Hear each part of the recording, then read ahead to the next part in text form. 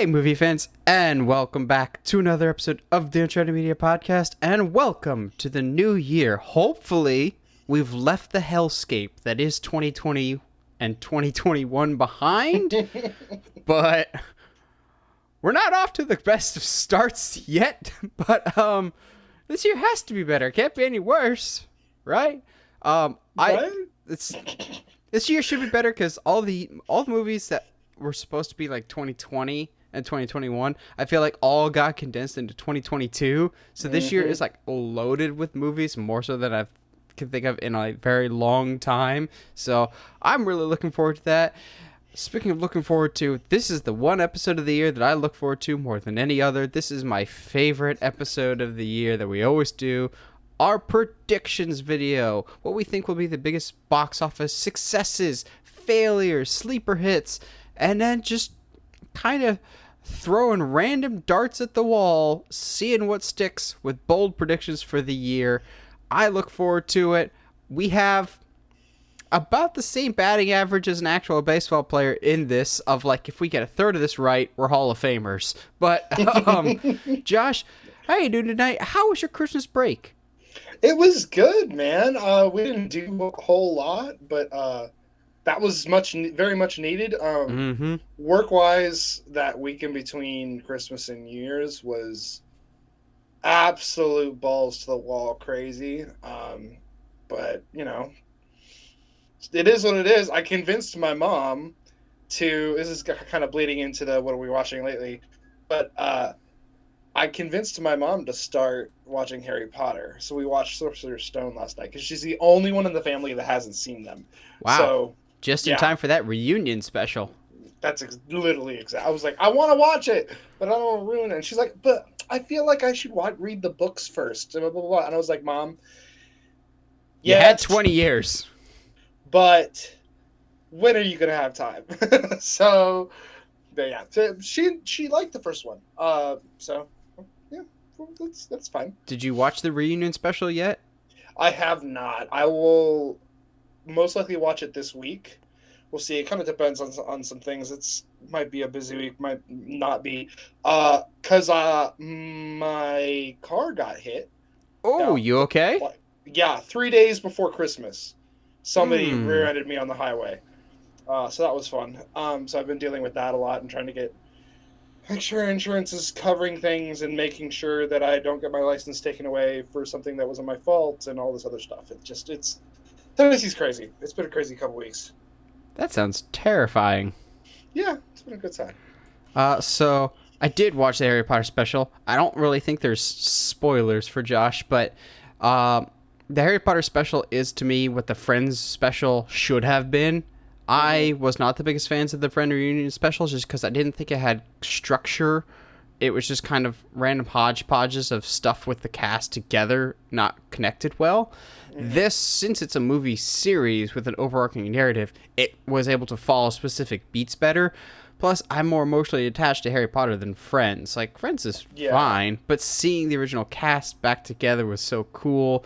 Seeing stuff that I actually had not seen before was even more rare, because growing up with all the Harry Potter movies, I was used to the bonus features of seeing the behind the scenes, the deleted scenes, which kind of really tapered off after the fourth movie that they stopped doing that a lot.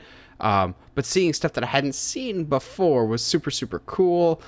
The part that I'm just like, I don't like that. Stop saying stuff like that. Is there's a line when the three mains are together and talk about how much they've grown since the movies are done, and Rupert Grint goes, yeah, since the movies have ended, I've had kidney stones and children. And I'm going, just don't. Just stop. Just go back to your ice cream truck. I don't need to know that. Rupert's hilarious for that kind of stuff, though. I love him. Yeah. Poor guy. So I finished my 2021 count with, I believe, 80 or 81 movies. So a slow year for me. I'm not the biggest fan of, or not too proud of that number, but I'm working on fixing that for 2022 because more movies will actually come out. So I watched the Harry Potter reunion special on New Year's Day. Heather and I binge watched all of season 4 of Cobra Kai on New Year's Eve. That was fantastic. I was right about a lot, but wrong about a lot too, which made me also very happy. They continue to subvert expectations. I watched Netflix's Red Notice. It was fine. It's good for a Netflix movie. I'll say that. Yeah, that And bar's not high though. I'll always admit when I'm wrong. Gal Gadot is continually improving as an actress. Is she the best out there? By no means, but she has already come a long way from that first Wonder Woman movie, which I still think is not her best outing. I think it's a good movie, but I don't know necessarily if she was the best actress in it. But she's really good in Red Notice. I think she has great chemistry with The Rock and Ryan Reynolds. It was fine. But let's be honest. There's one big movie that I know both Josh and I saw over Christmas break. That's the real reason we are gathered here today, to honor the legacy that is the greatest Spider-Man movie of all time. Yeah, I said it. We can tie this into our Spider-Man, our first news topic here in a little bit. But Josh, we haven't gotten a chance to talk on a podcast yet about Spider-Man No Way Home. Dude, like, I've never been so happy to be so wrong in my life. Yeah, like, I think that was the thing, is that after seeing it a couple times and kind of reflecting on what the news kind of had reported on it leading into it, like, well, Doctor Strange is going to be the new mentor, blah, blah. And I was like, I mean, yeah, but no. Also, like, more like a, bro, you did this problem and now I'm forced to fix it. Like, but even then, he's in it even less than Iron Man was in Homecoming. Yeah, it's crazy. Which I just had this thought yesterday of maybe the reason why he gets all these mentor figures, whether it's Happy, whether it's Iron Man, whether it's Doctor Strange, is one, because they look nice in posters, but two, spoiler alert, it's because they're all still secretly origin movies that he still needs his hand held for. And that's perfectly okay. This secretly ended up being the greatest origin trilogy that we didn't even know was an origin trilogy. I feel like I got played. I got worked, brother. Oh, dude. Oh, dude. Oh, yeah. Oh, this, like, and I think it was one of those, like, there's a moment, there's a moment in that back third of the movie. I'm trying to, like... No, we can spoil it. It's been weeks. We're going to spoil the crap out of Spider-Man, especially for news stuff. Well, and that's fair because they released, like, T-shirts and stuff like that stuff with spoiler stuff on it now. So when Toby and Andrew finally come into the picture, and, like, just every interaction between Tom, Toby, and Andrew is absolute gold and I think my favorite line of the movie has got to be when and this is, it's just my partiality, but, like, when Andrew was talking about when at the time after Gwen died, and it just, like, God, like, that whole scene in general, like, Tom's Spider-Man's like, no, you don't know what it feels like, and Toby and then they cut back to Andrew, and your heart just shatters into 1,000 pieces. Dude, like, man, there's so much. And there's so much to unpack in that movie. Like, I'm gonna have to get it when it gets on DVD and whatnot, and just rewatch it over and over and over again, because there's so many Easter eggs that I know I missed. I'm just gonna rewatch the last 2 minutes on repeat for the rest of my life, because what's the one thing, anybody that's listened to the podcast for any length of time, what's the number one thing that I've complained about Tom Holland's Spider-Man more than anything is, why the heck isn't he making his own suits? Why does he keep relying on Stark tech? And at the end, when he's just fully embracing his decision to basically have everyone forget about him, I genuinely burst into happy tears as soon as I saw the sewing machine with little material on it. I'm going, oh, I got played. This was a long game by Kevin Feige. And then you see the shot. I was quivering in my seat when he's sliding in the snow on the rooftop, and it's like shiny and reflective, and he flies off and does his own thing. You're just going, he don't think he's got the little Lego Emperor Palpatine, because it's a callback to Homecoming with the Death Star. The only other part, I loved seeing Toby and Andrew, but my favorite line actually was, so do you have an actual suit, or are you just going to go into battle looking like a cool youth pastor? Yeah! That line is a little too accurate with how it's Toby so looks. Good. And a name like so Toby too, like, oof, that's a little, that's kind of a low blow, Andrew, and I love it. You know, and like stuff like Electro being like, oh, I just always thought Spider-Man would be black. And I was like, See, like, this movie felt like redemption for Amazing Spider-Man 2, both for Andrew Garfield and for Jamie Foxx. Jamie Foxx is a little weird that his entire character is different than Amazing Spider-Man 2, but we don't talk about Amazing Spider-Man 2, so it works. Of just, like, he's much more chill. Everyone's so much more chill in this movie, even if you're a villain. Like, Doc Ock is just like, oh, great, our fate is tied into the hands of a bachelor who's, what, gonna make us frozen burritos and do not do anything with scraps? And Goblin in the back, I could go for a burrito. Like, dude, we need more Willem Dafoe humor. Or like when they're putting the diffuser thing on Electro, and he's like, "Can I ask you something?" Yeah. These your Legos? Like, I want to know. Why do you care? Are you gonna rebuild his Legos? Electro there? A Legtro? A Lego tro? Hate it. But like, in all that being said, William Dafoe is an absolute star in this movie. Like, holy crap. Do I need him? I'm like, what? I think I looked it up. He's like 60, like 65 or something and like that. And insisted on doing his own stunts. And he did all of his own stunts in this film. And like, and I hear that. And then I flash to the spine buster that Goblin does to Peter Parker through 3 floors. And I was like, I'm actually kind of scared of William Dafoe now. That man's insane. And I can't wait for him to do. I hope that he gets more into the villain, like big, like villain kind of characters. And it just, he's so good at dramatic act. It's just acting in general. He's just so good that just, it amplifies. It's just like something that we've missed in villains up until this point. I don't know. It's just so good. The combat was really good. Like, leading up to the movie, Tom Holland said it would be much more visceral, and he also said he snuck in a move from the Spider-Man games, and so I'm like, which one he's talking about? Oh, there it is! Like, the fight style definitely kind of felt like the Spider-Man PS4 game, which I was absolutely fine with. I still think that's some of the most fun combat. But yeah, that Spider-Man movie, just, wow. I've seen it 3 times, and 3 times is not enough. This is what happens when I doubt both Kevin Feige, and who is apparently just long planning this, as opposed to, this is why he's in charge, not us. Yeah, but like, also, I love seeing the entire internet just completely switch sides of going, oh, did we misjudge John Watts? And then all of a sudden, after people saw No Way Home, there's like this like day or two, and then everyone goes, oh God, this guy's doing Fantastic Four. Now I'm really excited. Because I'll be the first to admit, when they announced John Watts was doing Fantastic Four, I got real sad. I was like, oh, that's the best we can do? After watching No Way Home, though, oh, dude, gonna bring it. I can see why Kevin Feige picked this guy to do Fantastic Four. Yeah.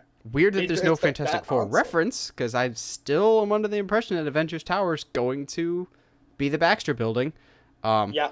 Or Oscorp, because there is no Oscorp yet now, which I think is an interesting decision. That he brought that up, and which just means like, so is Oscorp going to rise at some point? And you're going to tell me that Ned is not going to be a villain now? After that whole bit they have going, it just would culminate in Ned becoming like Tom's version of Green Goblin. Like, I was just, dude. I don't think we'll see Ned and MJ for a little bit. But thank goodness we're going to be seeing the symbiote. Dude, but we'll talk about the symbiote later on for our predictions, because I think there's much bigger plans that Sony completely accidentally just set themselves up for. I think Sony was going a certain way, and then this movie came out and they're going, oh, we got better ideas now. But yeah. Just Spider-Man No Way Home. And then Scream is next week. Lord willing and the creek don't rise, because right now nothing is guaranteed, but I think Scream, it's a little too late. So I'm hoping to see Scream next week, and then there's nothing until next month. We are now, as of recording this, we are 44 days away from the best movie of the year, that is Uncharted. And we're not, even I'm saying it's not going to be the best movie of the year. I was like, dude, see, and that's the problem with this. I say a problem, but like, that's like the weird part about this year, is that Like, sure, okay, you have Uncharted. Okay. We also have the League Batman. of Super Pets. The Batman. We also have oh geez. Knives Out 2. Knives Out 2. We've got Unbearable Weight of Massive Massive talent. Talent. There's so many good movies. Wakanda Forever, Multiverse of Madness. Like, just so many good movies coming out this year. That, I mean, And The Fantastic Beasts Flash. 3. That's a movie that's coming out. I'm crossing my fingers. I really am. I need it to Can't get a lot we'll get there. worse. I also watched all of Witcher season 2 in like 2 or 3 days, and it's good. It's I don't think it's near as like it's one of those you can tell. First season was to get everybody in. Second season is a adventure full of lore dump so that they can get into the next one and be like, okay, guys, here we go. Things about to go off, and this is why. Also, we haven't gotten a chance to talk about Book of Boba Fett or Hawkeye finale either. I like one, and I'm indifferent to the other. I love Hawkeye. Yeah. Boba Fett, Book of Boba Fett exists. We say Yeah. this as the second episode is about to come out, so the second episode could completely change things. But Yeah, that as a first whole, episode- the first episode of Book of Boba Fett, I'm not gonna lie, I was a little disappointed. I It don't feels know what I was weird. expecting. Yeah, Like, I was expecting like crime boss Boba Fett, which we kind of get, but I think for me the non-linear storytelling kind of throws off the pacing a little bit, and it felt at times a little too fan servicey. Of like, oh, we got the Patton Oswalt moment, we got the arm crawling out of the Sarlacc pit in Tatooine from Parks and Rec. Also, Josh, because I know you care about this a lot. Was it just me? Or was the fight choreography god awful? it's like, bad. which is weird because the choreography when we first meet Boba in Mando season 2 was so good when he's mowing down people with the what is it? That's not a skiff. That's the thing that they ride on. The Tusken Raider stick. That was amazing. This felt clunky, like slow motion, but not slow motion. I thought the scenes with Fennec actually had much more tempo and were much more interesting. But even it felt they weird. felt little. The whole episode felt weird, and I still can't put my finger on it, because my dad could tell that I didn't like it, but I was like, he goes, well, why? I'm not sure. Yeah, Maybe I don't it's know 'cause why. I was expecting something different, or I'm not 100% sure. I like Hawkeye as a show. I love that the moment between Clint and Yelena happened. That's great. It's cool, I guess, to have Kingpin. Although it's a little hard. See, and this is the issue that they're going to run into. And I'm not going to sit here and be like, I'm the only one thinking about this. But this is the issue they're going to run into by bringing Vincent D'Onofrio and Charlie Cox. You at some point have to state whether or not, and I don't, maybe they have, maybe they haven't, whether or not these are the characters from the Netflix shows. Because if they are, there's no reason Kingpin did not rip Kate's head off in this. It doesn't make sense. There's no reason for Kingpin to have not legitimately murdered multiple people with his bare hands in that. If nothing else, Kate's mom, because please. Exactly. It was like this felt like I don't know, man. There was something off about Kingpin the whole time. I was really excited to see him, but it just felt weird and felt like that's not the Kingpin that we know. So I don't know. It's going to be really, really, really interesting to going forward, especially with them actively being like, yeah, Charlie Cox is Daredevil. See, I think it might be one because Vincent D'Onofrio keeps saying that it is. Charlie Cox isn't as active in saying that it is the same version, but it's who isn't in this that's telling me that it's the same version more so than who is. Jessica Henwick, I believe, is the actress's name, who is most recently in The Matrix Resurrections, but was first in Iron Fist, was apparently offered a role in Shang-Chi, but she turned it down, hoping that, well, if I'm in Shang-Chi, that officially rules me out of ever coming back for my role in Iron Fist. So where does that kind of leave me? So she turned the Shang-Chi role down to be in Matrix. So I'm going, does that kind of officially close the door to certain people? Or, because it's Kevin Feige and Marvel, does that kind of shut the door on just the Iron Fist section? Because, as we've seen, Kevin Feige is not an idiot. He listens to the fans. And generally the fan consensus is everyone in the Defenders was cast well. Except for Iron Fist. That was a train wreck of, like, bring back, what is her face, as Jessica Jones. Or bring back the actor that played Luke Cage. Like, those guys were fine. It's going to be fitting them in somewhere that I think can be tricky. Because we're already exploding with new characters very, very quickly. Between Hawkeye, introducing Kate Bishop, Black Widow, and Hawkeye, introducing the world to the wonderfulness that is Florence Pugh's Yelena. I've seen so many people just quickly just go, Florence Pugh's amazing. I'm going, where were y'all when Fighting With My Family came out? She was fantastic in that.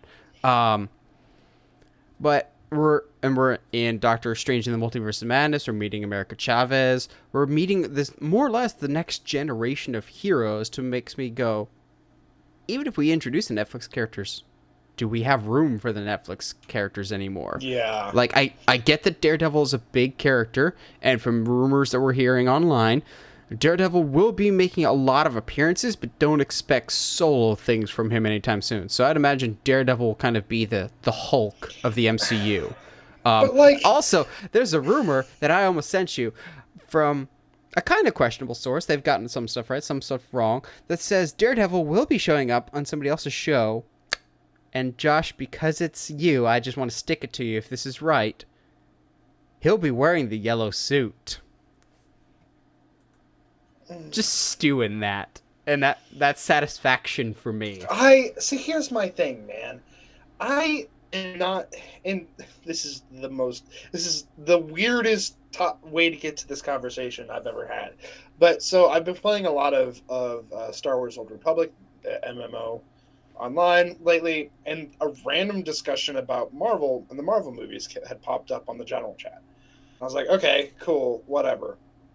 But someone mentioned, and this is stuck with me for most of today, of that Marvel has a tendency to be too fan servicey, and that if you don't watch everything, some things won't make sense on why they're a big deal. Yes, I had to explain to my mom who Daredevil was. Exactly. So if that's the only time that Matt Murdock pops up, it's just little cameos here and there, I feel like that, regardless of my opinion about the suit, I feel like that takes away the impact of the character if he's just always in the background.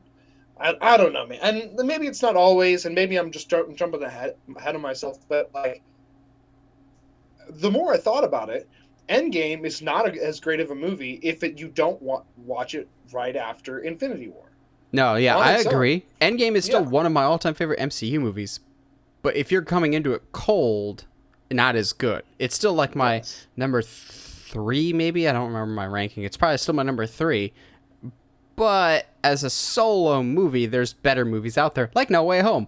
But even then, No Way Home, you kind of, in order to enjoy it fully, you need the homework of the Tobey and Andrew movies, to which, like, my mom was asking me a lot of questions after No Way Home of just like, so I never saw the Tobey or Andrew ones. Just like, I kind of get that this is an important moment, but I don't understand fully why it's an important moment. So, like, when he saves MJ, my whole theater was cheering super, super loud.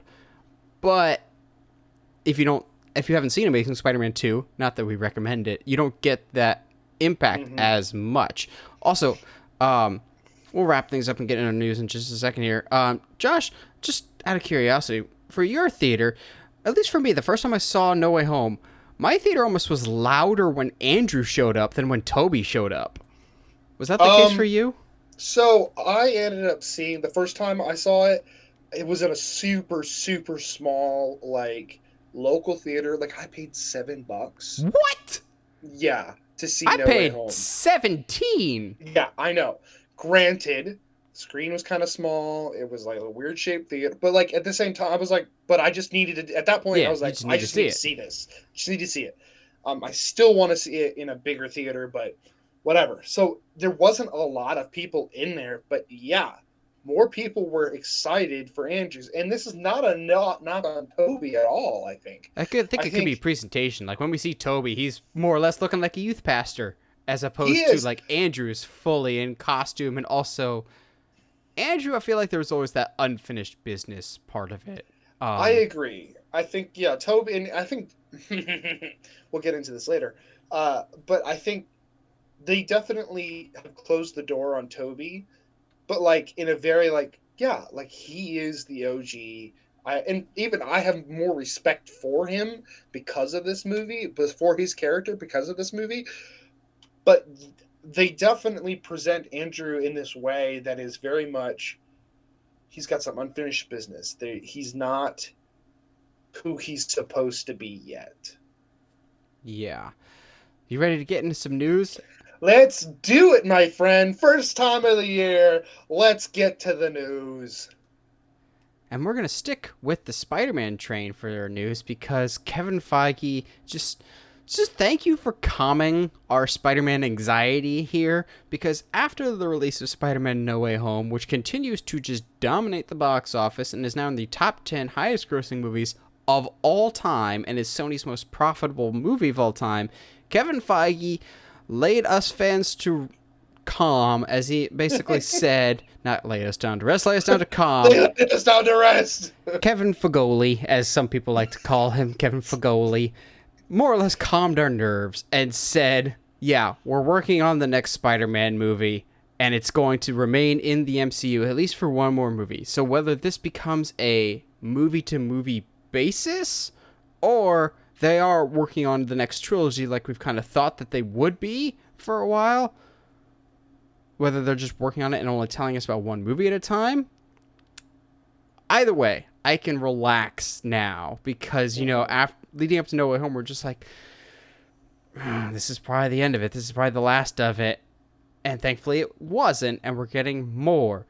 So, having seen No Way Home, I don't know if I've ever been more excited and more anticipating a Spider-Man movie. Now, having seen No Way Home, it's not just riding the high of seeing that movie. It's where No Way Home leaves us. I need more stories to follow that line. It's not even so much of the post-credit scene that teases some big things. Also sound really, really cool.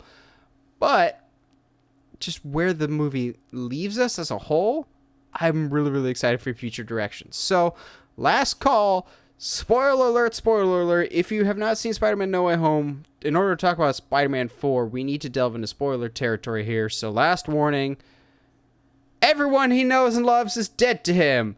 Basically, or he's dead to everyone else. And I love it so much. The only thing I would change about No Way Home, and it's absolutely a little too fan servicey, is if Mr. Dinkovich was his landlord. You pay me rent? Like, come on now. But I felt like that in and of itself felt like a Toby reference, because his little tiny one-bedroom apartment looks a lot like Toby's. But just seeing that he's making his own suit again, which the eyes will move, because the eyes could move even before he got the Stark suit. Chameleon is still out there. To me, No Way Home was the buildup of this trilogy of learning what responsibility really means. The next trilogy, the college trilogy, can only lead up to one thing. Sinister Six, baby! I was worried going into No Way Home that the Sinister Six was more or less like the direction we were going with this, because we had 5 villains. I love all the memes that they're like, we got the Sinister Six, and then they show the picture of the tree in the cage. Like, we got 6. It's just a tree, man. It's just a tree. I appreciate that they never fight more than 3 at any given moment. Yeah. So they are keeping that in their back pocket. If I am them, if I'm Marvel, which means they have much better ideas than me, but this is just me spitballing. Again, spoiler alert, but we see that a little piece of the Venom symbiote suit got left behind. Great. Don't use that just yet. In Spider-Man 4, we have him in community college. Maybe he meets Gwen or even Harry, and he's very, very cautious about meeting Harry because the name Osborn, he clearly has had bad experiences with them. Have Chameleon and maybe somebody else. Chameleon gets hired by maybe Kingpin, and you get a Daredevil Spider-Man team up. Please. I've just got Josh a little too excited there. Only if they use the batons. Yes. And then in the 5th one is when you use the symbiote suit, because obviously in the middle part of your trilogy, you just have to go dark. But I think it'd be interesting if we get him down this dark path and make him, because by and large, Tom is a good kid. He's a good person. So when he gets the black suit, it could be more of a switch. And then in the 6th movie, when he's still kind of recovering from the black suit and trying to get back to what he knows, he's kind of already emotionally beaten down. I think it's interesting that he can line up the 6th movie, his 6th movie, be a Sinister Six movie proper. So he's just recovering from the black suit, and then you set up Sinister Six. Yes, please. I've needed Sinister Six for the longest time, and I feel like that's the next step, a next direction. That being said, now that they're around, you can never discount Tobey and Andrew from popping up. Or, as Jamie Foxx said, I really thought she'd be black. Are we gonna get hints to Miles sooner rather than later? I'm just happy to see that Spider-Man is not going anywhere, and I think it's because, as we'll talk about in our predictions, I think Sony and Marvel figured out some new agreements of who can show up where after the success of No Way Home. Well, we'll save that for later. Josh, you see Spider-Man 4 is on the horizon. Yay, nay, what are we doing with this movie? Yeah, let's go. Absolutely. Especially after No Way Home. I think I almost would be worried if they didn't announce it, because it just makes sense. After that Sony exec was like, yeah, we got another trilogy in the works. It was like, okay, cool, I can relax, awesome. And now they're like, hey, like the 4th now that Feige himself has said it, you're going, oh, okay. Now we're like, okay, now it's a real thing. Because just like Amy Pascal could say whatever the heck she wants, doesn't mean Kevin Feige will go along with it. Because nothing is greater for us comic book fans than seeing Kevin Feige and Amy Pascal in interviews together, and seeing Amy Pascal just not give a crap at all and having no filter, and Kevin Feige's look of sheer panic whenever she's talking, of just going, no, we're not ready to talk about that, and like him trying to like control his face from not freaking out just makes me always laugh whenever I see that together. Oh, you mean so like any interview with Tom Holland and he's gotten better about that. But he has, but like it's fun now. Zendaya like polices him on purpose and like puts it. It's just fun to watch. But yeah, which we've got some questions for Andrew Garfield, huh? Yeah. Boy, gaslit us for years. I ain't about that. But it's like at the same time, he's about to go tick tick boom. Yeah, dude. That movie's fantastic. I don't care. Like that. Like Andrew is. I actually feel so bad. Good. I feel bad for Andrew Garfield because I'm hearing nothing but great things about Tick Tick Boom, and the entire time that movie was about to come out, hey, are you in Spider-Man? You in Spider-Man? What's it like being Spider-Man? He's like, dude, you do realize I've poured my heart and my soul into this movie, and I spent a year trying to learn how to sing. But can you sing as Spider-Man? Like, stop it. I feel so bad. Like. Interviewers these days are less about the movie that they're interviewing, more about, let me get spoilers out of you, which is unfortunate because, like... I need Andrew Garfield on Hot Ones. Dude, Andrew Garfield is, I think, slowly becoming one of my favorite actors. He's phenomenal. Of all time. I don't think there's been a single one of his performances that I didn't like. There's been, like, movies he's in that I'm like, but, like... his performance in all of them is almost spot on every time. But we're talking about Tom Holland. So for now, I'm down. I love getting down to grassroots. I love that we're going to be scaling back on technology. I love that he's going to have to get a job and get his GED because technically he doesn't exist in any system, period. Which is so Spider-Man. It's not even funny. Like, if I I remember know, correctly, right? he didn't graduate college either because he just missed it. Like, he was either just short on credit hours or didn't make graduation or something like that. Like, it's just so Spider-Man. It's perfect, and I love it so much. Dude, I'm excited. I don't know. I can see them introducing Harry, but I don't know if they would have Gwen around with MJ still out there. That's my only thing, is they've set up this like cosmic love story between him and MJ of I don't know. I actually have thought about this. We have the first movie of Harry and Gwen and his other friends. Harry, because he's Harry, throws some big college party or whatever, and the doorbell rings, and he's like, "Hey, Pete, go get the door." Opens the door, and we recreate that famous panel where we first meet MJ, and it's MJ at the door at this college party, and he's there with Gwen, and she doesn't know who he is. We get this like kind of reverse of Vulture almost, of like when Vulture opened the door, going, of like things are finally going well for me. I'm Spider-Man. I have my work and my life balanced and everything. And then he opens the door and it's MJ with red hair, and it's you're just going, please, please, please. Also, with these Spider-Man movies going forward, now I'm just getting too nitpicky of things I want. I got him my homemade suit. I got him being broke and no one cares about him anymore. The world hates him and I love it. The only thing I need now is for pictures of Spider-Man. He needs a job, and he's got to work for that sketchy... I love how sketchy the Daily Bugle podcast is. It's like, it's basically our setup. It's a camera, and that's it. Like, I love how low-tech Jay Jonah is. Bring in the camera. Make him a photographer again. We got close with Andrew Garfield. We only ever saw email attachments, but I think the future of Spider-Man has never looked brighter. Mm-hmm. The multiverse of Spider-Man has never looked brighter. We'll put it that way, because let's segue into our next topic. Yeah. Because I don't think this Morbius thing is as easy to break down as you might think in terms of why it's getting delayed. So if you haven't seen by now, Morbius...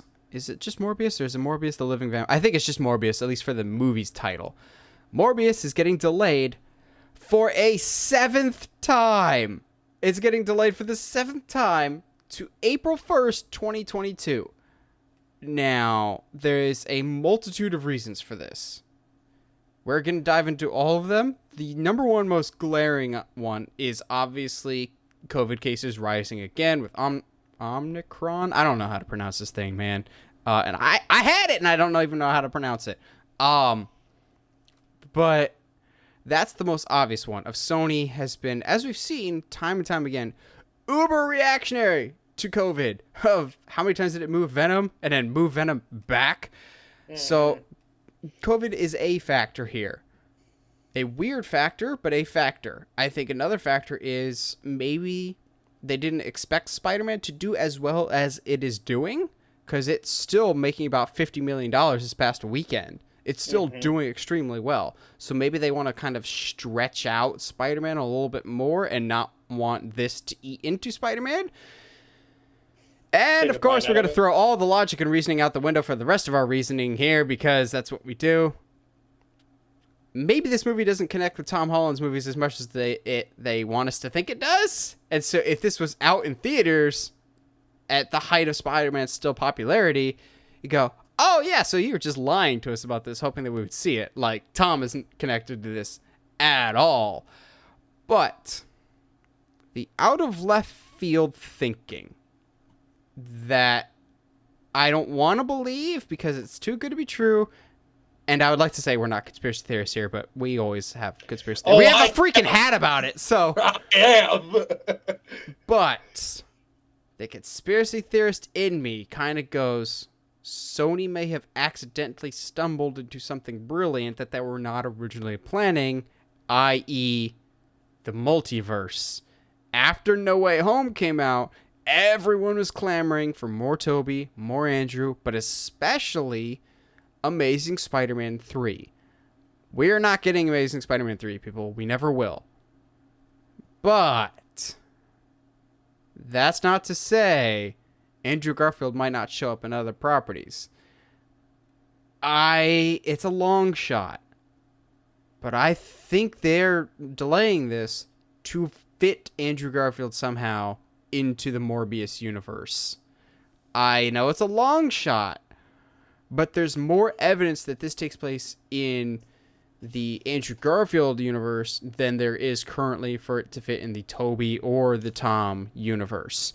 Now, 5 months, it's like 3 or 4 months, I think, April 1st from now. Yeah. It doesn't have to be a lot. It can just be a post-credit scene, because I've watched interesting theories about this, but the Venom 2 end credits, where Venom gets teleported to our world and then No Way Home end credits where he gets sent back to his, I don't think that was always the plan. I think the plan was for Tom Holland to fight Tom Hardy. I don't think that's the plan anymore. I would not be surprised if Sony and Marvel work something out of going, okay, Marvel, you can have Tom, we will have cameo Garfield, and he will pop up in various Sonyverse movies. I know that's a little crazy, but I have a pretty safe bet that Josh is already thinking the exact same thing. Yeah, it's in my predictions. I'll deal with same. It's in my predictions. I'm not but to be fair, Josh and I both have actually been saying this months before No Way Home came out. We've been saying since the first Venom came out that actually we think Garfield will be the Spider-Man of the Venomverse, not Tom. Because it just makes more sense. Especially after No Way Home, where he says, I got angry and vengeful. I stopped pulling my punches. I'm going, the symbiote needs to take control of this man and possess the body of this man. And let him be the dangerous man he knows he can be.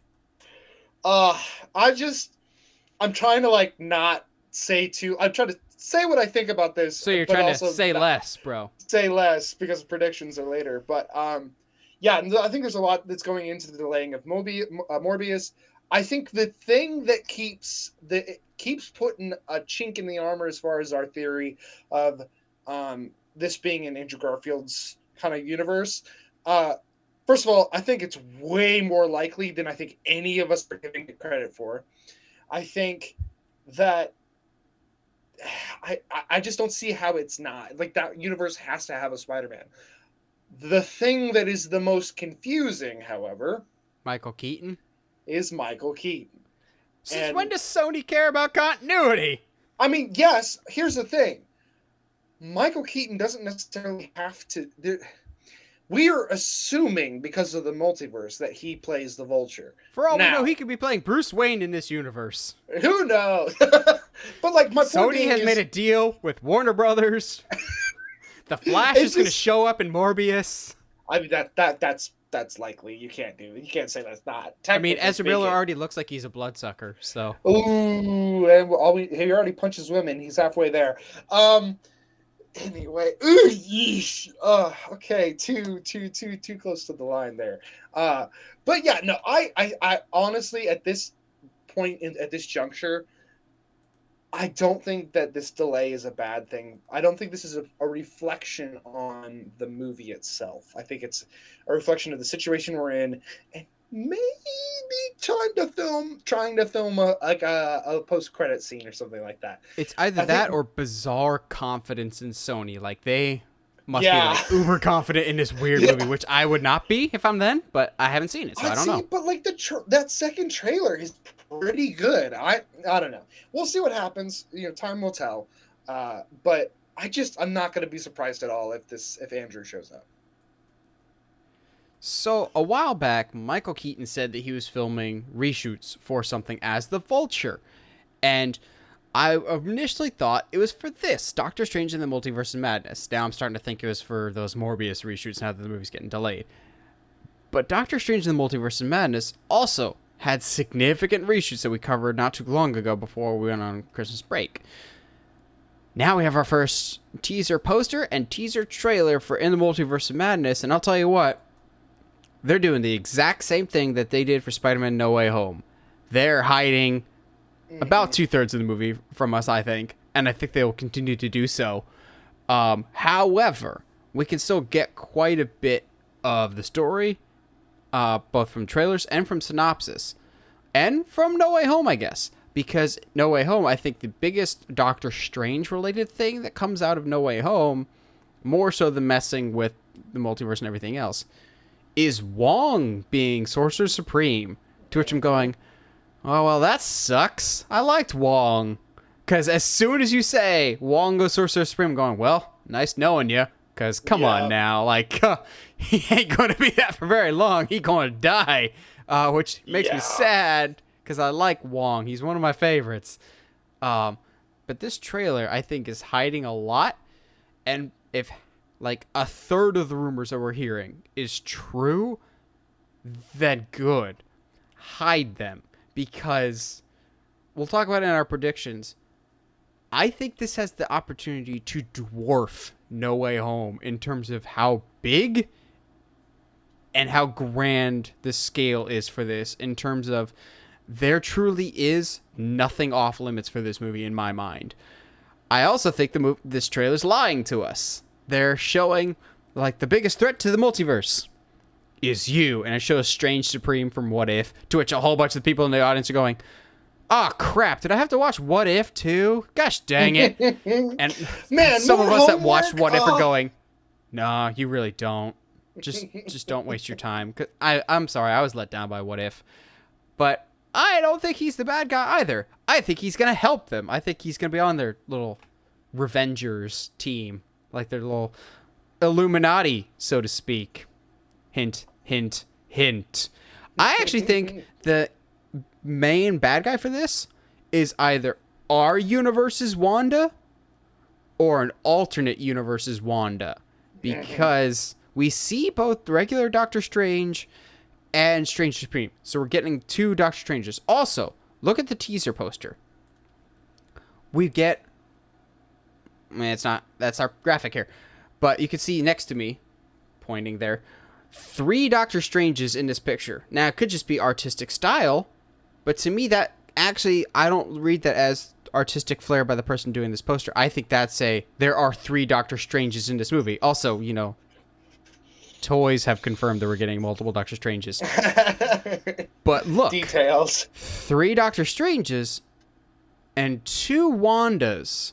Interesting. Because we see 2 drastically different versions in this trailer. We see Wanda in basically a garden taking care of some stuff. And then we see someone with a big circle kind of doing her dark magic. I don't think that's our Wanda. I think that's a different universe. Maybe a mutant Wanda from a different universe. In which case, we'll talk about it more for our predictions. I think this movie single-handedly will have some of the biggest ramifications for the MCU going forward since Endgame. Like, Endgame, obviously, besides killing Thanos and the 5-year gap, has been one of the biggest, like, footprints in the MCU in terms of ripple effect. I think this might be even bigger in terms of just exploding open the universe and nothing is off limits. Yeah. I don't think Strange Supreme is the bad guy. I think, like No Way Home, it's going to hide a lot from us in the trailers. I'm expecting a lot of cameos. I think we'll get 1 or 2 cameos. Unlike No Way Home where they hid the 2 biggest cameos, I think we'll get 1 or 2 in trailers and people will think, oh, that's awesome, they're in this movie. Not realizing that that's just the tip of the iceberg, so to speak. Yeah. I think there's going to be a lot of people, but we'll talk about that in the predictions. Josh, you saw the Multiverse of Madness trailer, I'm assuming first during Spider-Man, and then it released online a few days later. What did you think of the trailer? So, first of all, I actually really, really liked it that they used, like, a movie. They're like, because they already know that everybody stays for the end. I was like, what a way to make sure that people who care about the product see the trailer first, then to put that at the end of the movie. Like, that, to me, that was so smart and cool. I like it. It was a cool trailer. I think it's one of the first Marvel movies, well, not finished the trailer, I was like, you know what? I think I'm only gonna I have to see this on IMAX first time, because God, like you said, it feels like it has the potential to be the most grand, just a huge scale. I agree with your mutant theory. I think there's the potential for there to be multiple Wandas is high. I might even go as far to say as the Wanda that we see at the end of WandaVision is not our Wanda. Ooh, that's a good theory. Because how can she hear kids that don't exist? Anyway. That could also just be bad writing. Yeah, well, yeah, but still. But to your credit though, if I remember correctly, that end tease that like her in a cabin was shot by Sam Raimi, who is directing this. So there's probably some direct connection there. I wouldn't be. To me, that feels like too much of a quote unquote throwaway moment for that to not have significance, especially in this film. I think. I know what you. I have a feeling I know what your prediction is going to be. No, you don't. This. I think you'll get some of my predictions because I've got a lot for this movie. I'll let you have that. So I won't say what I also think is going to be happening, but I agree that this might have more ramifications for the Marvel franchise than really even Endgame had. Endgame, the only ramification it had was it gave us more stories, but only centralized around that event. Well, also, I think it's been hinted at in the MCU that the snap that brought everyone back might have been a beacon to other things that will probably get paid off later. So that could be a big event, which I'm going, Galactus. Like, I mean, I'm going to be old and gray before Galactus finally shows up. If we got this long before Thanos showed up, he's going to really drag it out for Galactus. What, in 10 years? You're going gray before me, dude. I can't go gray if I'm bald, dude. Hair, top of the head is not the thing that goes gray first. It's always the beard. My armpit hair? No. That's how stress works. Josh's armpits are gray. Yeah, that's exactly how anxiety works. But yeah, no, this will be cool. I think the issue that this next phase of Marvel is going to have, it will test everybody's love of the franchise, because this is where it's going to start to get kind of wonky and kind of weird. Have you done the homework? Yeah. And what we mean by have you done the homework is, have you seen the stuff before our stuff? Wink, wink. Yes, like it's going to be the biggest downfall of this phase. And it's one of the reasons I am nervous about comic movies going forward. This is not a conversation about influx, like, oh, there's too many, that's going to flood the market. Screw you. I've been a nerd my whole life. I deserve this. What you're referring to is making things too niche. Like, am I going to lose my parents in this? Like, correct. My mom could follow the story pretty well of No Way Home, but there's obviously some nuances to it that you're going to miss by not doing basically the homework required of the movie. And exactly. I'm saying it now, in the Multiverse of Madness is going to have a lot of elements that you're probably going to need prerequisite knowledge for to fully appreciate why it's a big deal. Yeah, and that's what, anytime a movie gives me homework to watch, hey, watch these. Yeah, Josh naturally hates homework. I naturally hate homework, but I don't want a movie to be like, hey, in order for you to get the full emotional range of our story, you have to watch these 15 other movies. I'm like, I barely have time to watch this movie. Like, bro. Which is estimated right now to be around 3 hours. I'm okay with that. I'm perfectly okay with that. Now, another movie that was rumored to be 3 hours at one point, but I highly doubt the final cut will be, is Matt Reeves' The Batman, which, spoiler alert for next week's podcast episode where Josh and I rank our top 10 most anticipated movies of 2022, this is my number one. By a lot. No way! I was like, is it this or Uncharted? Come on, Nathan, be serious. You don't actually have high hopes for Uncharted. You still think it's going to be great, but it's not your number one. It's gonna be great because you'll like it. I just need Uncharted to be fun. That's all I need. Whereas this looks like a freaking masterpiece. Oh my god. So that for some reason, Matt Reeves is just like, you know what? I haven't shown you guys a trailer in a while. You want a trailer? Here, have this trailer of Batman and Catwoman teaming up for most of this trailer. And I'm just going. That was like a. Huh? That was the best Matt Reeves impression I've ever seen. Because that's exactly how he talks. Is it?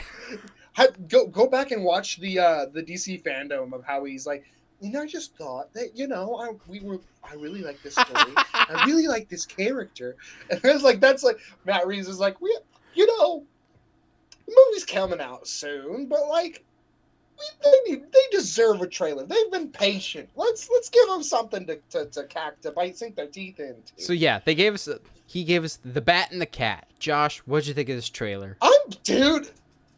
Like I was so happy. I think part of me was really, really happy to get more footage that we hadn't seen before that gives no clue at all to what the story is.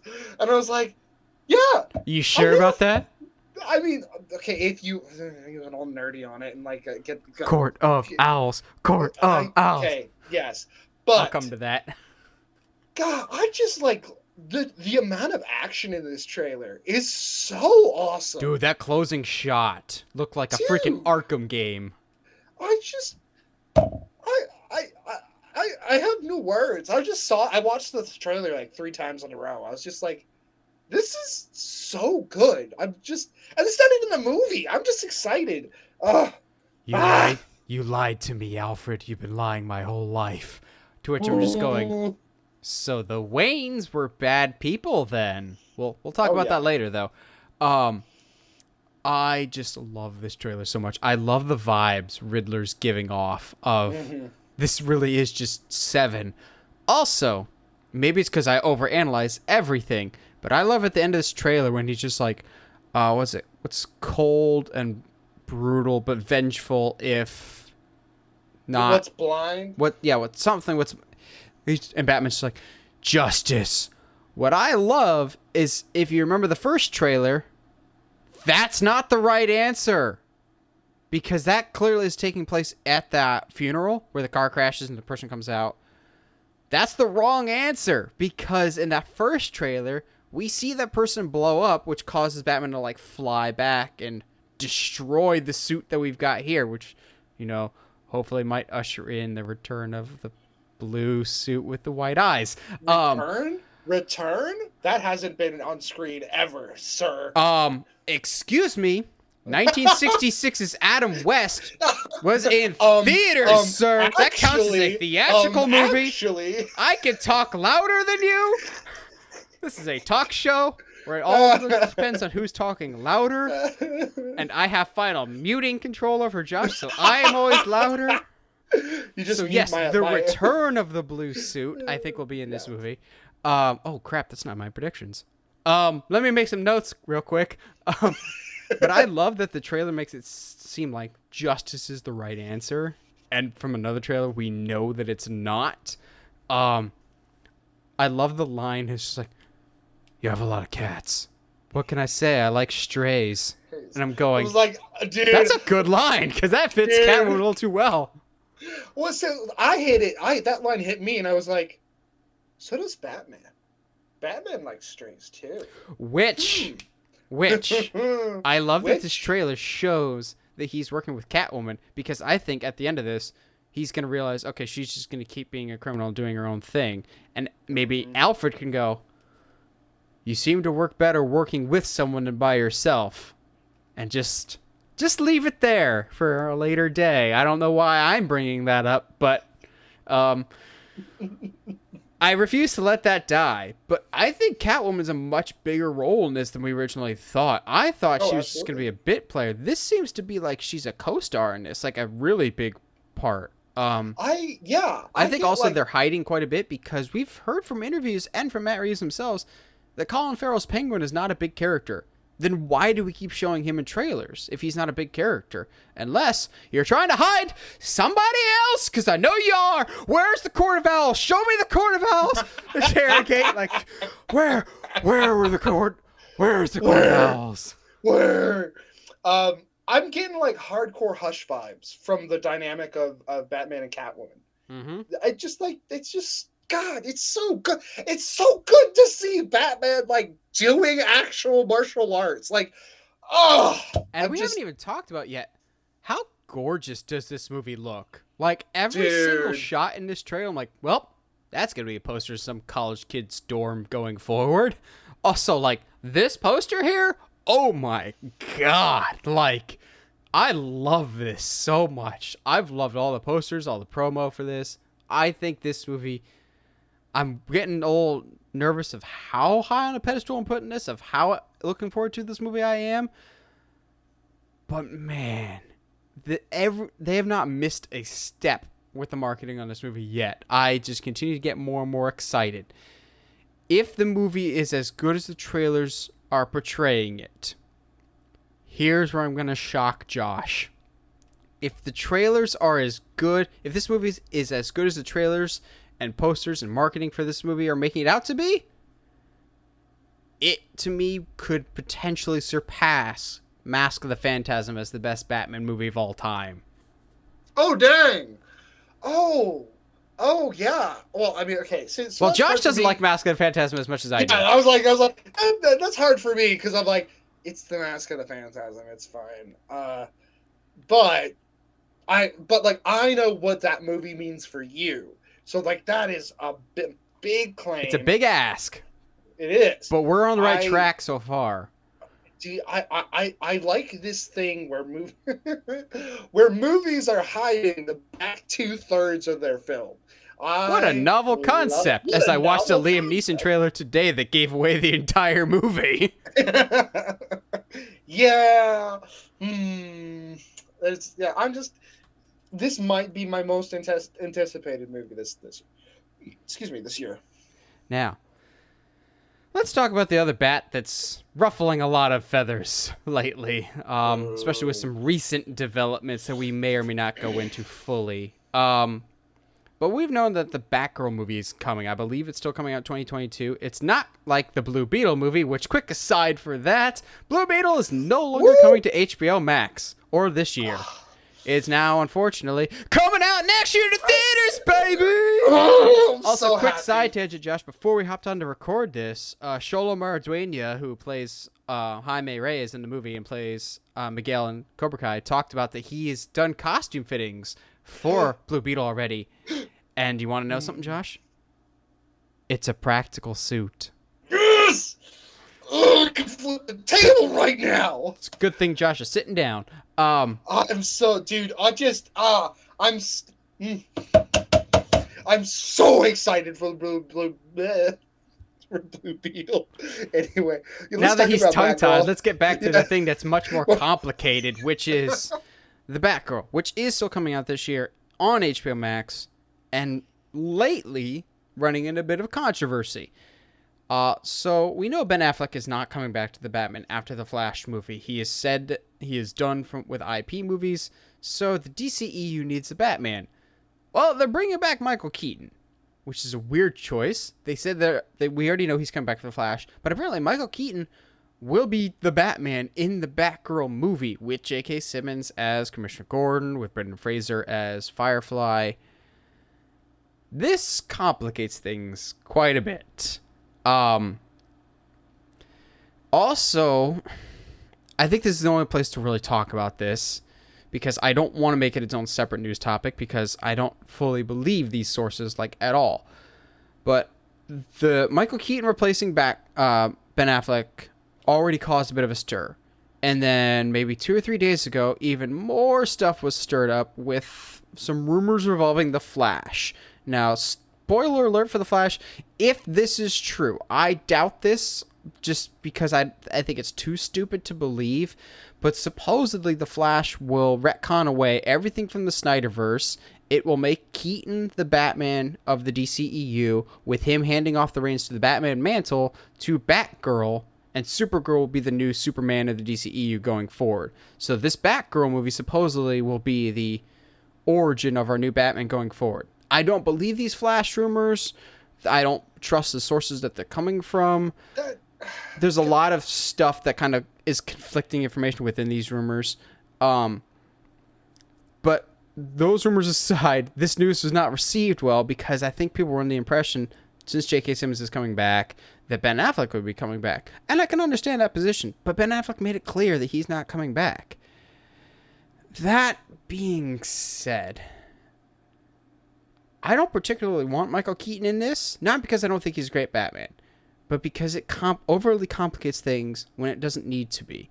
This should have just been another multiverse movie in the DCEU. Matt Reeves' Batman, the reason why people are looking forward to that is it has no continuity. It's its own pocket universe. Do the exact same thing with this. People are like, well, you got J.K. Simmons. He's a variant. We'll just say he's a variant. Make this its own separate thing. Make it its own Batman. Or just don't have a Batman. Batgirl, I think, is a strong enough element character that you don't need Batman necessarily. Having Michael Keaton in this makes it a little more complicated here. Now, we've asked for many a years to have a Batman Beyond movie. I'm worried that a Batman Beyond story will be grafted onto a Batgirl movie, and that already is rubbing Josh the wrong way, as it rubbed me the wrong way. But, Josh, Michael Keaton in the Batgirl. Okay, so here's the thing. To be clear here, I don't hate Michael Keaton returning as Batman. I don't hate Michael Me Keaton. neither. I think for The Flash, it's a great idea. I don't even hate it with him being Batman in the Batgirl universe. First of all, I want to talk about that rumor that you just said about this is the origin story for this Batgirl becoming Batman. If that was the case, why is it on HBO Max? That's exactly my thinking. Like, if it's that big of a deal, why is it that they don't trust it in a theatrical release? That just seems like an awfully big story thing to do behind such a large paywall. There's a lot of things about this rumor that came out a few days ago that has the internet abuzz that at least for me personally, it doesn't fully check out to the point that I believe it. And also, again, I don't trust the source that it's coming from. So, but Warner Bros. Has done weird stuff before. But we'll talk about The Flash. I have quite a few predictions for The Flash as well. Where are your expectations for the Batgirl as a movie? We haven't talked about it in a few weeks. I was kind of hoping for something fun and adventurous and something lighthearted for all intents and purposes, because Batgirl as a character has to start in that place in order for Oracle to be so emotionally compromising, because you can't get to that place of trauma unless you've been in the complete opposite direction. I don't know. I was kind of hoping that this would be lighthearted and fun, and in a lot of ways, like with No Way Home, I want this movie to have as much of a chance as possible. But if they're gonna have this cloud over it with, well, wait, why is Michael Keaton's Batman in this, and alongside J.K. Simmons' Gordon, which doesn't make sense. I'm worried that we've got two comic book companies trying to do multiverse stories at the same time, and it's going to become obvious which one does it better. It's going to be very clear very fast. Something that I didn't even think about when these rumors came out, because we've known The Flash has had a lot of production issues of people dropping out left and right, directors, writers, but from my understanding, from even the earliest incarnations of the Flash movie, it was always meant to be a Flashpoint story. So yeah. I don't think it's new that it's going to be undoing some stuff. That's the point of Flashpoint. No. I do find it interesting. I forget where I saw this, so I can't take credit for it. But some people were pointing out, is this a last-ditch effort from Warner Brothers / AT&T to kind of reset things before Discovery takes over? Because let's not forget, that merger is supposed to go through this year, in which case Discovery has joint custody, which maybe it's just me, but I trust Discovery a whole lot more with the property than Warner Bros. And people are like, well, how do you know? Discovery hasn't really done anything like this. Discovery, from everything we've heard from creators on the platform who've worked with the Discovery Channel and everything else, they're very much hands-off, creator-driven with Discovery, which makes me very excited going forward for the company. I don't fully put stock into it, but I do think it's an interesting concept of maybe we want to get The Flash done to give the new owners of these property kind of a clean slate, in which case have Flash go back, not just wipe the Snyderverse, but wipe everything and say it all counts, it's all canon, not pick and choose the pieces that we like and what we don't. Like, you can still pick and choose, but don't just pick and choose individual moments you don't like. You can pick and choose the elements that you like to keep going forward, but don't just, like, as much as I don't like the Snyder stuff, you can't just pick and choose specific moments, which is what one of the rumors is. Specific moments from past DC movies will be retconned. I'm going, so you're making the Flash movie just to fix plot holes in previous movies? Like, that sounds dumb. So I am curious if there's any validity to where I just want to get this Flash movie done, so that way when Discovery or whatever wants to do with it, they have a clean slate to work from. Then make it a clean slate. Justice League Dark Apocalypse War is a fantastic animated movie, one of the best animated movies they've ever done. That wiped the slate clean at the end of that movie. Then guess what the very next movie was? Superman Man of Tomorrow. Great animated movie, but that was a completely different art style, very different tone, which could be a sequel to Justice League Dark Apocalypse War, but more than likely it's not, and it's a completely rebooted, fresh universe. Do that! Like, I think Warner Brothers is too invested in this to admit, okay, we done goofed. Like, we can't do a full reboot. That's what Flashpoint's for.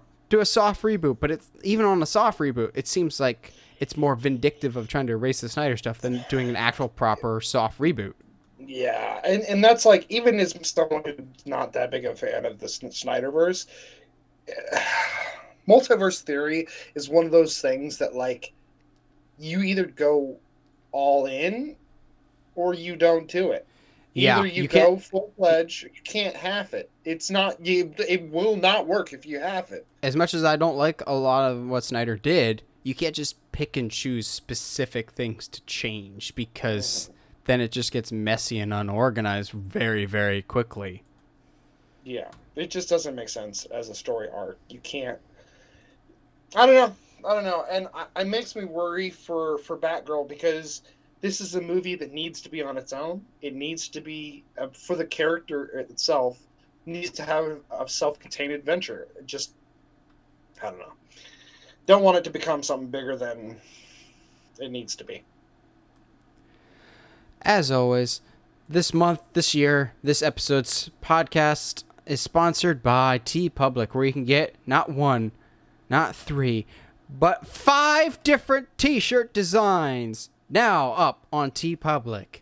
Yes, we have 5 different designs if you want shirts, hoodies, mugs, cups, notepads, whatever you want, Uncharted Media merch related, we got you covered. Except not, we got you covered. That's somebody else that's trash.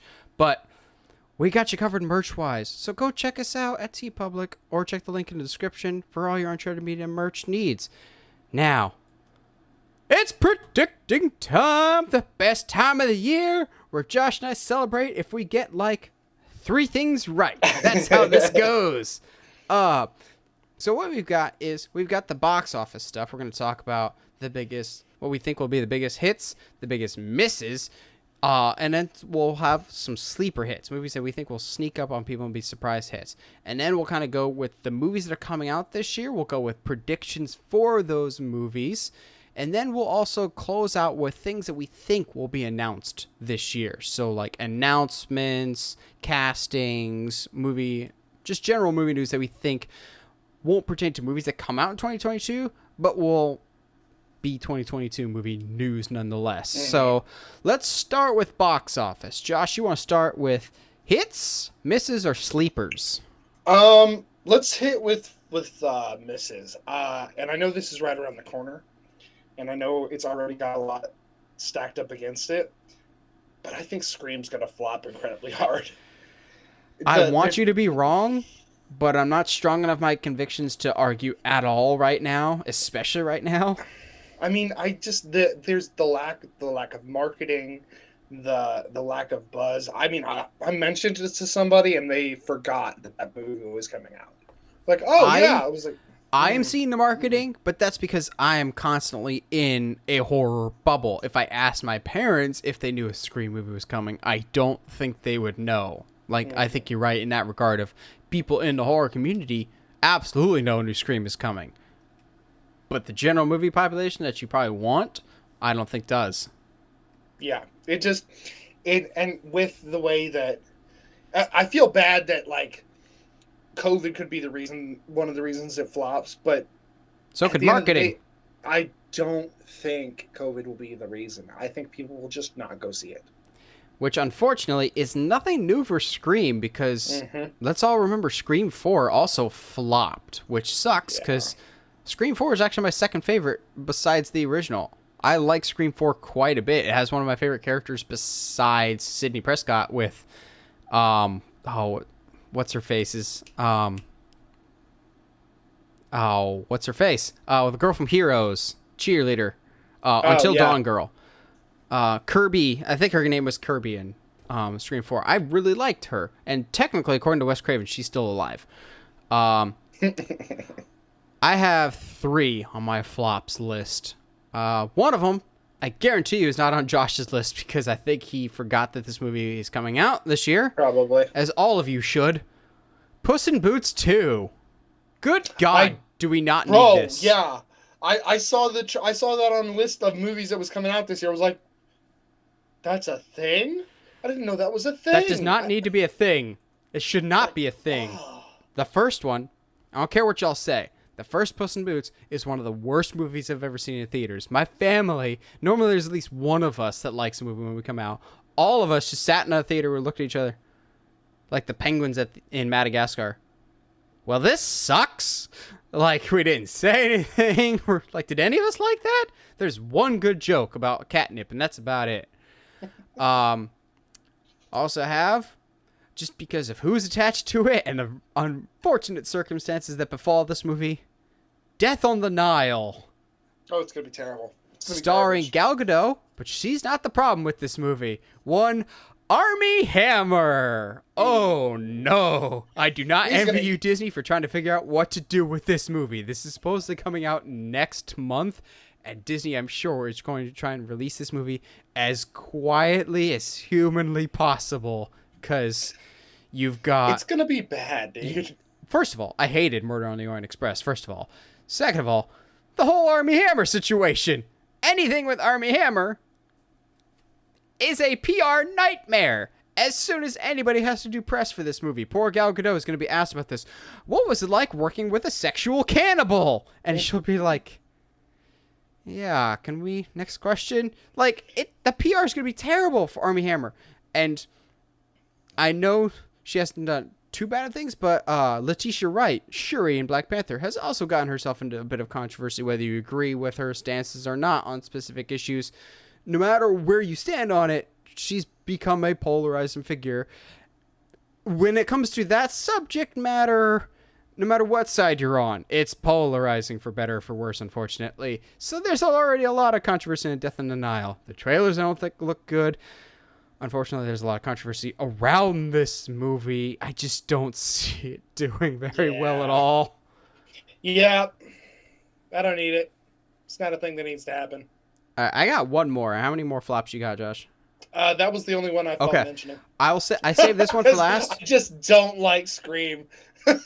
I saved this one for last because I could see this being either a flop or sleeper hits. It all kind of depends on the quality of the movie and how much it connects to the larger Spider-Verse. Morbius, I think, could either be a flop hard or a sleeper hit. It all really depends. I'm not strong enough on my convictions either way. I really do think this could fall flat on its face, at least with a Venom standalone movie. Venom is a recognizable brand name. Not like a Superman or a Spider-Man where people recognize the name, but even casual comic book fans know Venom. I'm a diehard Spider-Man fan, and I know Morbius. I've read quite a few Morbius stories. But I'm going to see a comic book movie regardless. I'm not the person that they're trying to reach. I don't think the general population cares enough about Morbius. Also, coming off the back of what is often regarded as one of the worst comic book castings of all time, with Jared Leto as Joker, I think that's going to further hurt this movie. I think Jared Leto is going to be much better as Morbius than Joker, but I think that's still going to end up being a factor for this movie. That being said, we downplayed the success of Venom, and that made over $800 million, that first Venom movie. So we've been proven wrong to doubt Sony in the past, and you never know. So that'll transition me perfectly to my sleeper hits. I'll just get it out of the way now. Y'all sleeping on the Uncharted movie. It's gonna make money. It won't be the highest grossing movie of the year, but I feel pretty confident saying it'll end up somewhere in between the $300 and $400 million range. Now, the one that I actually think will be the sleeper horror hit of the year, The Black Phone, directed by the guy that did the first Doctor Strange and Sinister. I'm blanking on his name. Scott Derrickson. That first trailer for The Black Phone looked so good, so creepy, and early buzz for it is outstanding. Like, people are blown away by it, and I think it could be a really fun new horror IP that, if it really takes off, could be a surprise hit. Horror has a track record of having a low budget and being halfway decent, make a lot of money. Josh, what do you got for sleeper hits this year that people might be not expecting? I'm gonna say this because if I'm right, then I'm the coolest looking person on the planet. But if I'm wrong, I'm just hopeful. Fantastic Beasts 3. I don't know if it has the potential to be a sleeper hit, but how great would it be if it ended up being a fantastic movie? Like, come on, that would, yeah, you're still going to have a whole bunch of people that aren't going to see it. I mean, I agree, but, you know. I'm one of them. I'm not seeing it. Hit. Dude, I probably, You still haven't even seen the second one. I know. You can't say you're excited to see the third one when you haven't seen the train wreck that is the second one. That's not true, though, because for some reason, the trailer for this one, I was like, that looks like a movie I'd see. That looks like a lot of fun, as opposed to whatever the first one looked like. I don't know how to say this. I don't think anybody has any expectations for Lightyear. I am very, very, very hopeful. Never sleep on Pixar. Yeah, it's Pixar. It's Buzz Lightyear. Maybe they haven't put...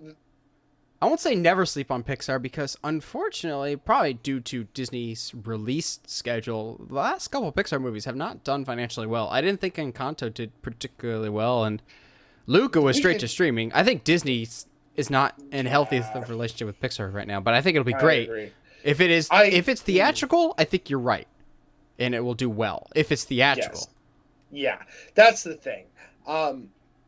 Who knows? Maybe there's a reason they haven't put the Buzz Lightyear of Star Command on Disney Plus. Maybe they've got a better version lined up. There is no better version. I don't know, man. Have you watched Booster is gold. I saw what you did there. I know. And I'm not a fan of it.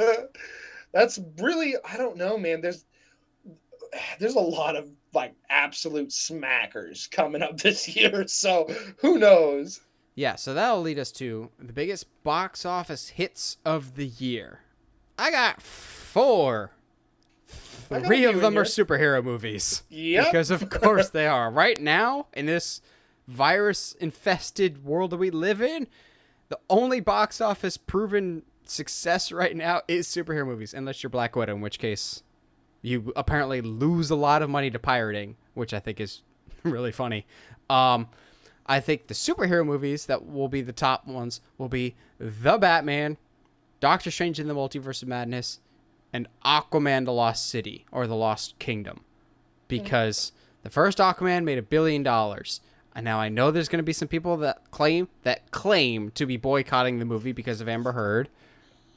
Let's see if you put your money where your mouth is. I would like to say that I'd be one of those that's strong enough in my convictions, but I don't think I would be, and I'll still end up seeing Aquaman. My non-comic book movie, Jurassic World Dominion. Really? Because never sleep on dinosaurs. As much as I hated Fallen Kingdom, I'm not saying this movie will be good. I'm saying it's going to make a lot of money because you show that first trailer and you show all the dinosaurs with our cast, and then you close it out with life always finds a way. Fade to come back from black, and it's the original cast with Dr. Grant and Ellie Sattler and everyone else, which we know they're going to be back. Everyone will line up to see this movie to see the original cast come back because Jurassic Park always has this fervent fan base. And I like the first Jurassic World, and we're getting that director back because, you know, he didn't stick around for Rise of Skywalker or Duel of the Fates as he was going to call it, which, you know, probably would have been a better movie. His Duel of the Fates sounded interesting to say the least. Never sleep on dinosaurs. Dinosaurs are a pretty safe bet with movies, even if I didn't like the last one. Yeah, I'm with you on that. I wouldn't be surprised if Batman makes a whole lot of money. I personally have Wakanda Forever being the highest grossing Marvel film of the year. See, I have reservations about that one. I think it'll be good, but I'm wondering how much the passing of Chadwick Boseman will affect the movie. If there might be people out there going, fair. My Black Panther died. I don't really know if I care about what's going to happen now that he's not there. Because for so many people, that was the character, and he represented a lot for a lot of people. I'm excited for it, but I think that passing it makes it a mixed bag. I can see your case of it doing super, super well, but also on the flip side, I could see it not doing as well. It'll be something interesting to watch. Yeah, I think that's the thing. It's either going to do really, really well, or it's going to do okay. Yeah, it's not going to do like Ant-Man. I won't say Ant-Man bad, but Ant-Man numbers. Like, yeah, I think my and I think you'll laugh at me for this, but swinging for fences here. I think Sonic 2 will be one of the top 5 grossing movies of the year. Really? Yes. You do realize the first one made like $300 million. I understand. And most of that was like given to them by Olive Garden. I hear you. I know what you're saying. But so Chili's is going to pay them $500 million? No, Applebee's. That's why. There's a whole joke I could do there. But no, I feel the speed in this Applebee's because the first one actually turned out to be pretty okay. It was pretty good. And then the amount of excitement that I personally felt when I saw both Tails and then Knuckles, I was like, you know what? He knows the way. He knows the way. They need to make that joke. They do. I'm sure they will.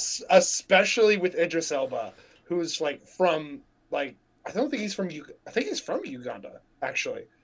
Oh my gosh! If we have a scene where they're in the car with James Marsden, and he pulls up the GPS. Do you know the way?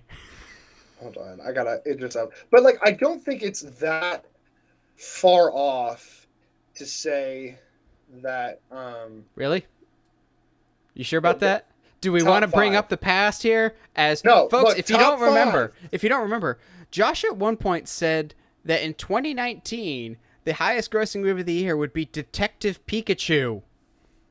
Okay, but you know what? I don't need this. Detective Pikachu, say what you want about the quality of the movie. It was a long way off from being the highest. In a year that Avengers Endgame came out, you said Detective Pikachu would outgross it. So anyway, and on the flip side, in a year that Avengers Endgame came out, I said Mulan would beat it. To make Josh feel less stupid. See, no one bats 1,000 here. No, I agree. But I'm saying top 5. So there's at least 4 movies that can do better that will do better than it. I don't think any of them will be Avatar 2. Woohoo! I'm with you there. What if you had to? What's your number 1 highest grossing movie of the year? I want to say Batman. But I think it's gonna be something Marvel. I almost want to say it has to be something Marvel this year. I agree. Mine is Doctor Strange in the Multiverse of Madness. Here's why The I only didn't go with Batman. It is the first of a new series. It's the first of a new series, so you got to reintroduce people. Some people aren't on board yet with Robert Pattinson. It's a dark-looking movie, and I think that might alienate some audiences. Heather is excited for the movie, but she's like, I kind of want to know what you think of it first before I see it, because it does look very gritty and different for a Batman movie. Whereas Doctor Strange, he's become a more and more integral part of Marvel. We're coming off of Endgame. Also, we're coming off of No Way Home, which made a lot of money exploring the multiverse. If the marketing relies on that multiverse and people's nostalgia, oh yeah. Especially if there's certain people that we'll talk about here. I'm going with Doctor Strange in the Multiverse of Madness. I can see that. Also depends on the China market, which it's scary to me that Spider-Man has made as much money as it has while not opening in China yet. Like, dang. Jesus. I don't know, man. I think Morbius. Well, the only reason I don't want to say that it's gonna be Doctor Strange in the Multiverse of Madness is because of how complicated a film it has. It has the potential to be, and that idea could be really turning off, turn a lot of audiences off. Who knows? I wouldn't be surprised if the highest grossing is a Marvel film. I don't think that's very hard to assume. But yeah. Like Thor, Love and Thunder or something? I think there's potential that we're sleeping on Love and Thunder. Me too, because I only have one prediction for that. I feel like we're hearing a lot of rumors about like Doctor Strange. Maybe that's because it's the next one up. We have not heard anything about Love and Thunder. That's like done filming. I think they've done a much better job of keeping that quiet. Other than Christian Bale being Gore the God Butcher, we're kind of kept in the dark on that, and I think we are sleeping on it. So how do we want to go about this? I've got Marvel movies, DC movies, horror section, and an other section. Do we want to go with that, or do we want to just kind of go by movies?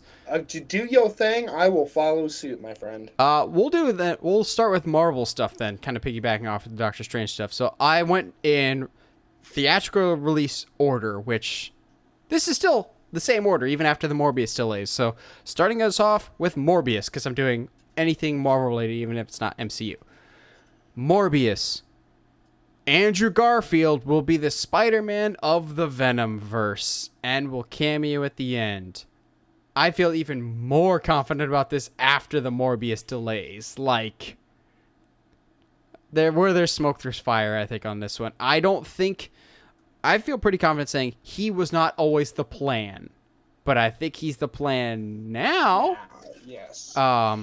I don't think Sony really wants a lot more Toby. Like, he'll show up in other stuff. There's rumors of him showing up in other projects, but Andrew has always been more vocal about wanting to come back, and I think this would be the perfect use for him of being the connective tissue between all these brands. Yeah, I have that exact thing. I think it'll reveal it. It's a layup. It's almost a layup, which means I am going to make a crazy prediction. Yay! Tom Hardy's Wolverine? I don't think that you saying that Amazing Spider-Man 3 will not be a thing is true. I think we will not only we'll get the little cameos here and there. I firmly believe, and if a year could be over and maybe it'll just be in pre-production. That's all they care about. I don't give it. Whatever. I believe by the end of the year, we will get an announcement that not only is Andrew Garfield the Spider-Man of the Venomverse, the next movie after Morbius will be Amazing Spider-Man 3 against Venom.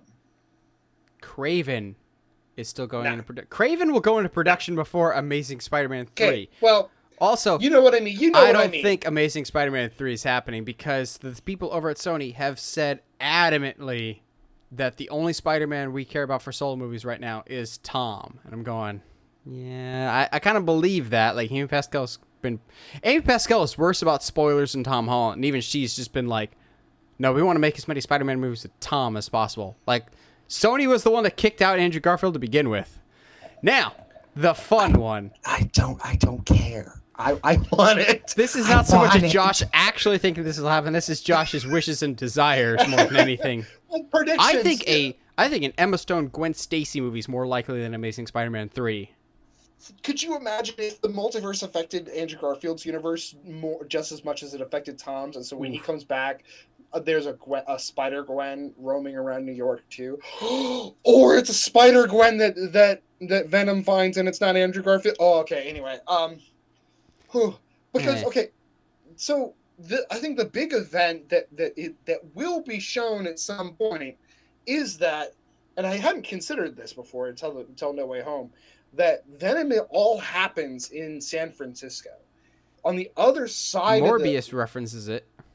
Yeah. So it all happens on the other side of the country from New York. So there's reasonable plausibility that neither would ever know about each other, especially from the neighborhood. Spider-Man wouldn't care about stuff that's happening on the other side of the country. Like, there's so much potential there. And I think, again, I understand, but I'm biased. I think it's a better chance now more than ever. I absolutely think it's a better chance. But I don't think an Amazing Spider-Man 3 will happen. But more Andrew Garfield? Yes. Now here's the one that's going to be interesting. Doctor Strange in the Multiverse of Madness. Yeah, there we go. That comes out May 6th. Cameos galore! You get to be in this movie. You get to be in this movie. You get to be in this movie. I think we're going to get a whole bunch of Fox characters. But a little bit more than that, I think. I think we're going to get certain X-Men, including Professor X. Because if you've got a rogue Wanda on the loose, you're going to need a real powerful mutant to control her. I wouldn't be surprised if Professor X, for sheer marketing purposes, if they showed this in a trailer, can you imagine if Doctor Strange and the Multiverse of Madness, final trailer shows the name of the movie, fades to black, comes up, just a hand, claws pop out.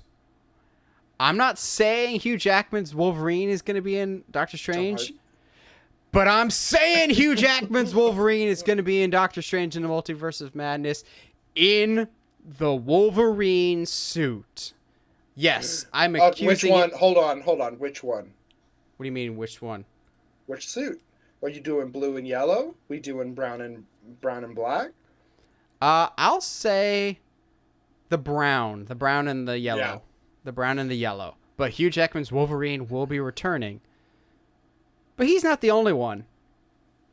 I'm also saying the OG Fantastic Four with Yoan Gruffard, Chris Evans, Human Torch, I think.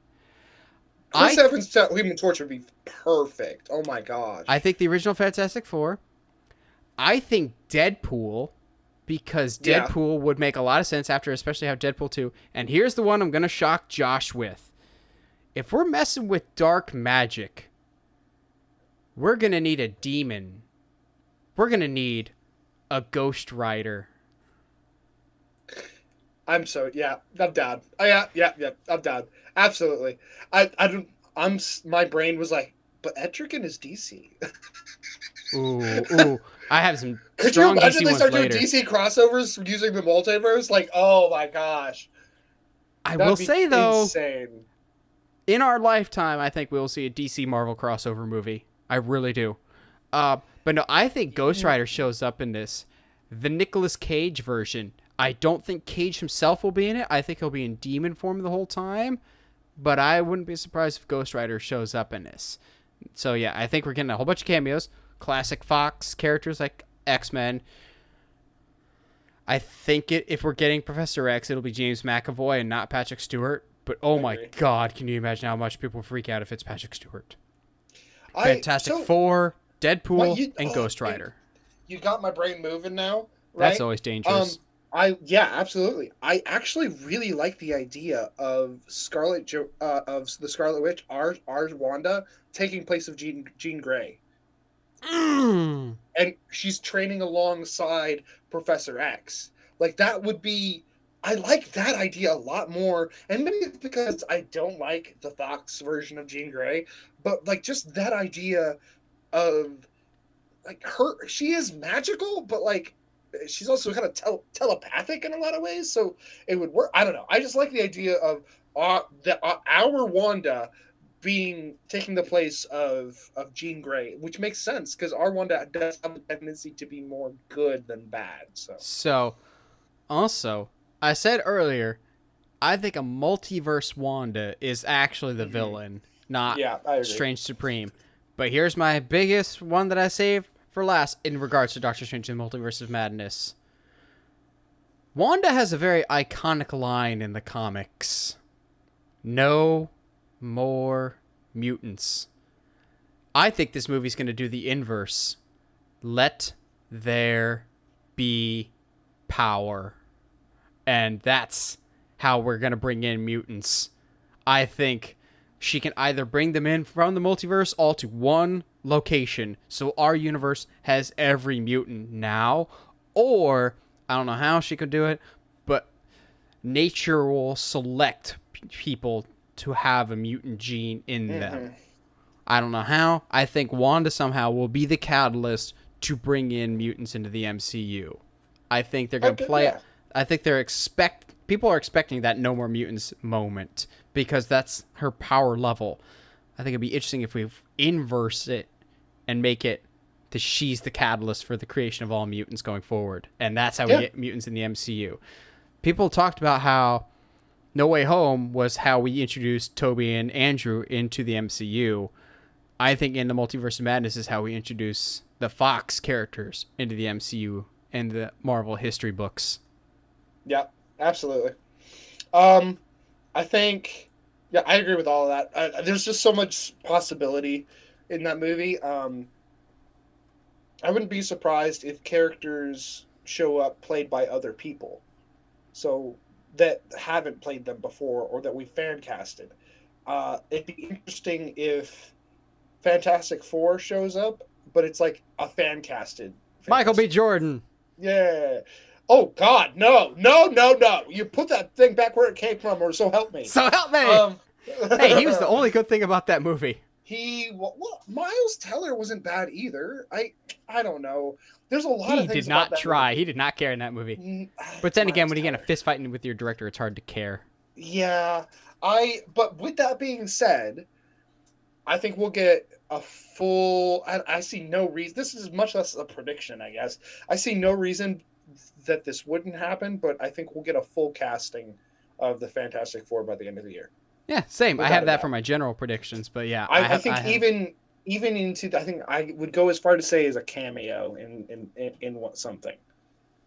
I'm not sure. I have them cameoing, but not until 2023. If that's fair. But yeah, I have that. Well, we can talk about that later. So next in the release schedule, according to online, is Thor: Love and Thunder. I really don't have a lot of predictions for this, just because we don't really know a whole lot about this movie, except for one, and it hurts my soul to write this, but I'm predicting Korg will die. Because if we're going to have a character named Gore the God Butcher, he needs to be killing some people to establish, yeah, I'm a threat that you should be afraid of. Now, Hela killed a lot of Asgard in Ragnarok, so there's not going to be a lot of gods left for Gore to kill.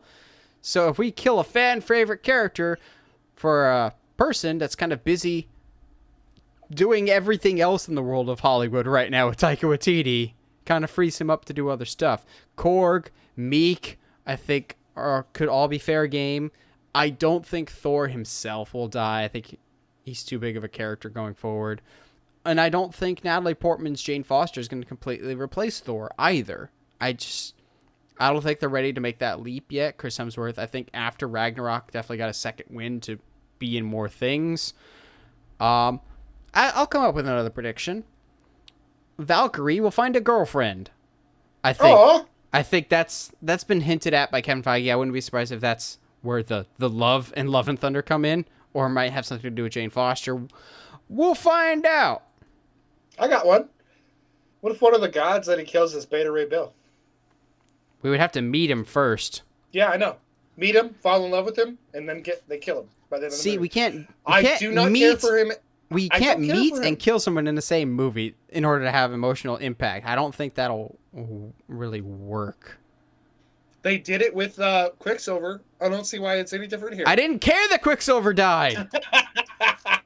I was fine with it. I don't need to care about Beta Ray Bill. Maybe you don't. I don't care as much about Beta Ray Bill, but people have been clamoring for that character for a while, so I don't think they'll kill him off. Next up, Across the Spider-Verse Part 1. I think the Part 1 is very interesting for this title. I had a lot of fun with this one. I think Tom Holland and the other Spider-Man will cameo as voice characters in this. Ooh. Tom Holland almost did a cameo in the first Into the Spider-Verse, so I would not be surprised. Now that the first one is a proven success and they've toyed with Multiverse, I wouldn't be surprised if we get Tom Holland and the other Spider-Men to cameo in this movie. However, the cameo that I feel actually really confident in is not Tom Holland or Tobey Maguire or Andrew Garfield. I think the 90s animated series Spider-Man will show up. And he'll get into that 90s cartoon for a little bit, because that's one of the most popular forms of Spider-Man before the Tobey Maguire one. Now, my biggest prediction with Across the Spider-Verse Part 1, besides it being a cliffhanger, hence it being a Part 1, I think the movie will end with Miles entering the real world, not an animated world. And Across the Spider-Verse Part 2 will be a live-action movie. That could be really cool. I don't know how you'd pull that off, but that would be... God, that would be so artistically complex. That would be really interesting. And it's not unheard of for Into the Spider-Verse to do weird artistic choices. Yeah. I definitely don't think that Spider-Man 2000 whatever is the villain. Even though there is that 2099, heck no. No, there's no way. Miguel is too cool to go that route. Sexy Oscar Isaac. Dude, oof, dang. I don't know who the villain would be this time around, though. It's got to be somebody bigger than Kingpin. Please just don't make it. Is it Mordrin? Whoever the bad guy is, the bad person that eats spider people in the Spider-Verse comic. Don't make it him. It's such a bad story plot. What would be it's really, so weird. really, really interesting, and I don't know how this would Madam work. Web. Cosmic Spider-Man or whatever, the God one that's got the suit with space in it. Yeah.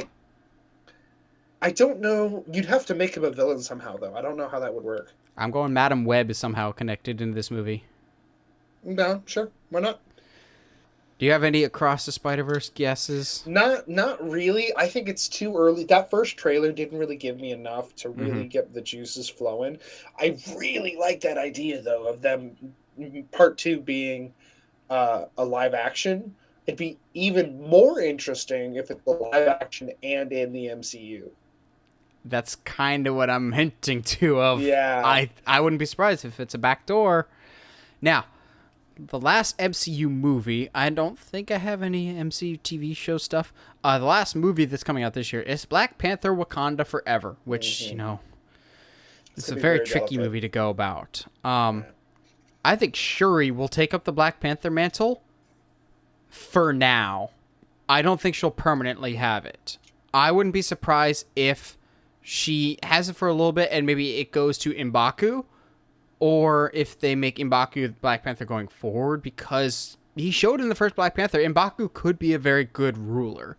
If Marvel starts to get cold feet on Shuri, they can very easily give it to M'Baku. I also think that the villain will be Namor, the Submariner. Okay. Yeah. I think Atlantis wants to take over. Maybe that hint in Endgame of there's an earthquake under the whatever ocean.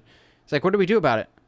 It's under the ocean. We do nothing. Maybe Namor wants to start a war, because for a while there was rumors that it was going to be called Black Panther, the Two Kingdoms or something like that, of two warring kingdoms. I would love to see the aesthetics of Wakanda versus the aesthetics of an MCU Atlantis. And there's going to be the comparisons of, well, isn't Namor just Aquaman light? To which I'm going, he kind of is, but they're clearly different. I think Namor will be the main villain for Black Panther, Wakanda Forever. But this is the one that I don't have anything confident about just because I'm sure this movie has been an evolution over time Yeah. of kind of figuring out what the most appropriate way to go about things is.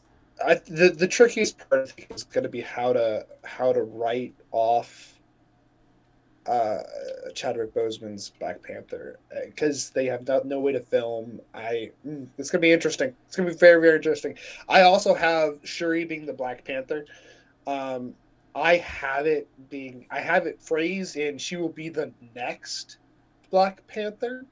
Not meaning she's the permanent. I don't know if I'm okay with her, and I don't know if I can see them doing her full on all the time. I wouldn't mind if they go, you know what? There's no reason for one person to take this legacy. One person could be king, but there could be more than one Black Panther.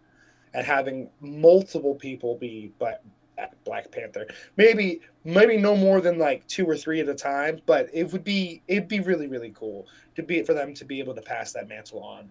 Um, I since you have Namor, that's totally cool. Uh, I kind of want this since the first movie was kind of like a worldwide scale. I'm okay with doing something a little bit smaller scale. We dealt with the guy, what is his name, Claw or Oh whatever yeah, Claw. before. But it would be interesting if a hunter was causing the Wakandans a lot of trouble. I would be very interested, and this is less likely because of Sony's movie. Yeah, contracts, Yeah, with the contracts and stuff. But different studio. it'd be very interesting to see Shuri's first real fight as a Panther against Craven. Just that power dynamic, I think, is very interesting. It's not about war. It's not big. It's very personal and in your face. Uh, yeah, like maybe Craven was. Oh, dude, no, I can't think about this. I just had a huge. Craven's like, I didn't come for you. The Panther I wanted to hunt was your brother. Like, you're not good enough. Like, I can't. Okay, anyway. I'll take the little cub instead. Yeah, like, oh, God, that would be tough. That'd be tough to deal with. Now, move across the pond from Marvel to DC. A lot of DC stuff this year. So there's 4 movies: The Batman, Black Adam, The Flash, Aquaman, and I also have a Peacemaker prediction because Peacemaker is right around the corner, hence why I wanted to get this episode out first thing, just in case, because Peacemaker drops next week, and I'm actually really, really excited. Oh, I'm so excited. Let's go. I'm hearing very good things about Peacemaker. But kicking us off with The Batman, Josh and I's most anticipated movie of this year. I've said it once, I'll say it a million times. The Court of Owls is the actual villain, and the whole point of the Riddler is he's trying to expose this underground organization in Gotham. That the Waynes were members of this organization. Maybe the reason they died is they threatened to expose the court. But then again, I don't like the whole idea of premeditated murders, what killed the Waynes as much. I would much rather it be a random act of violence, and that's kind of what drives Batman going forward, not so much a specific hit. But I think the court are absolutely the ones behind this. Riddler, don't get me wrong, is still evil, but he's doing this as, for lack of a better term, an agent of chaos. He's just trying to expose the evilness that is the court, essentially. He's cracking the riddle for everybody. Yeah. That's what it is. It's I agree with that. I was trying to come up with something that was little, not just like stuff that you and I have talked about for this movie, because you and I have theorized about this movie since it was announced. I am gonna take a prediction out of your book. I say we see a circus at the last scene of the movie.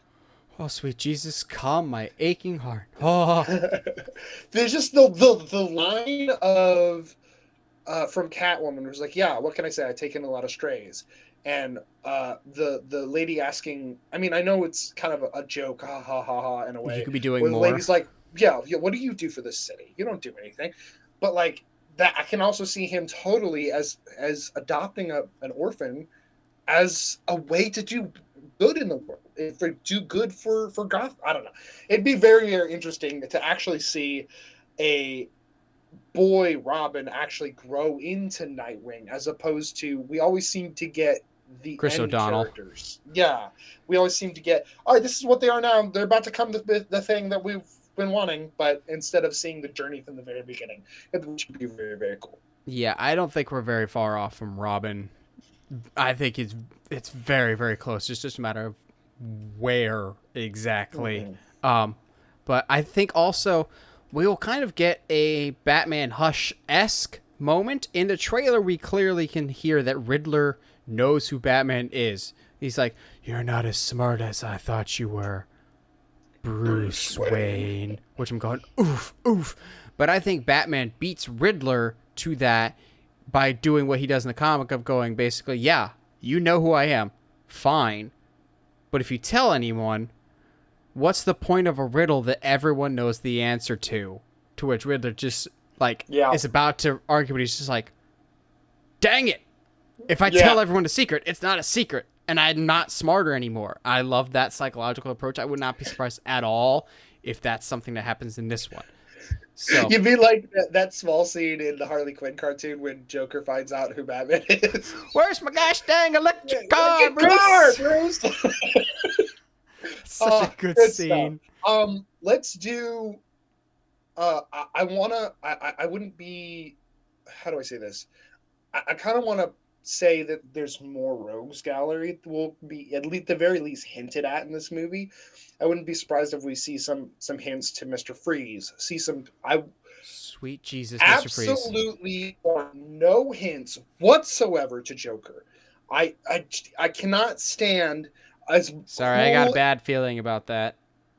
I need us to stay away from the Joker for a bit, just because it's kind of like Spider-Man. Tom Holland has not had a Green Goblin yet, thankfully, and I'm very well. Glad now he has. Well, okay, yes, but it's not his Green Goblin. It's hard to be more his than I killed your aunt. I mean, that's fair. Imagine Norman Osborn appearing up out of nowhere, but it's like Tom Holland's universe is Norman Osborn, and it triggers that thing in his head of like, oh, like, you killed my aunt. And he goes after, and Norman's like, I have no idea who you are, bro. Like, I'm not even, like, I don't even own a company.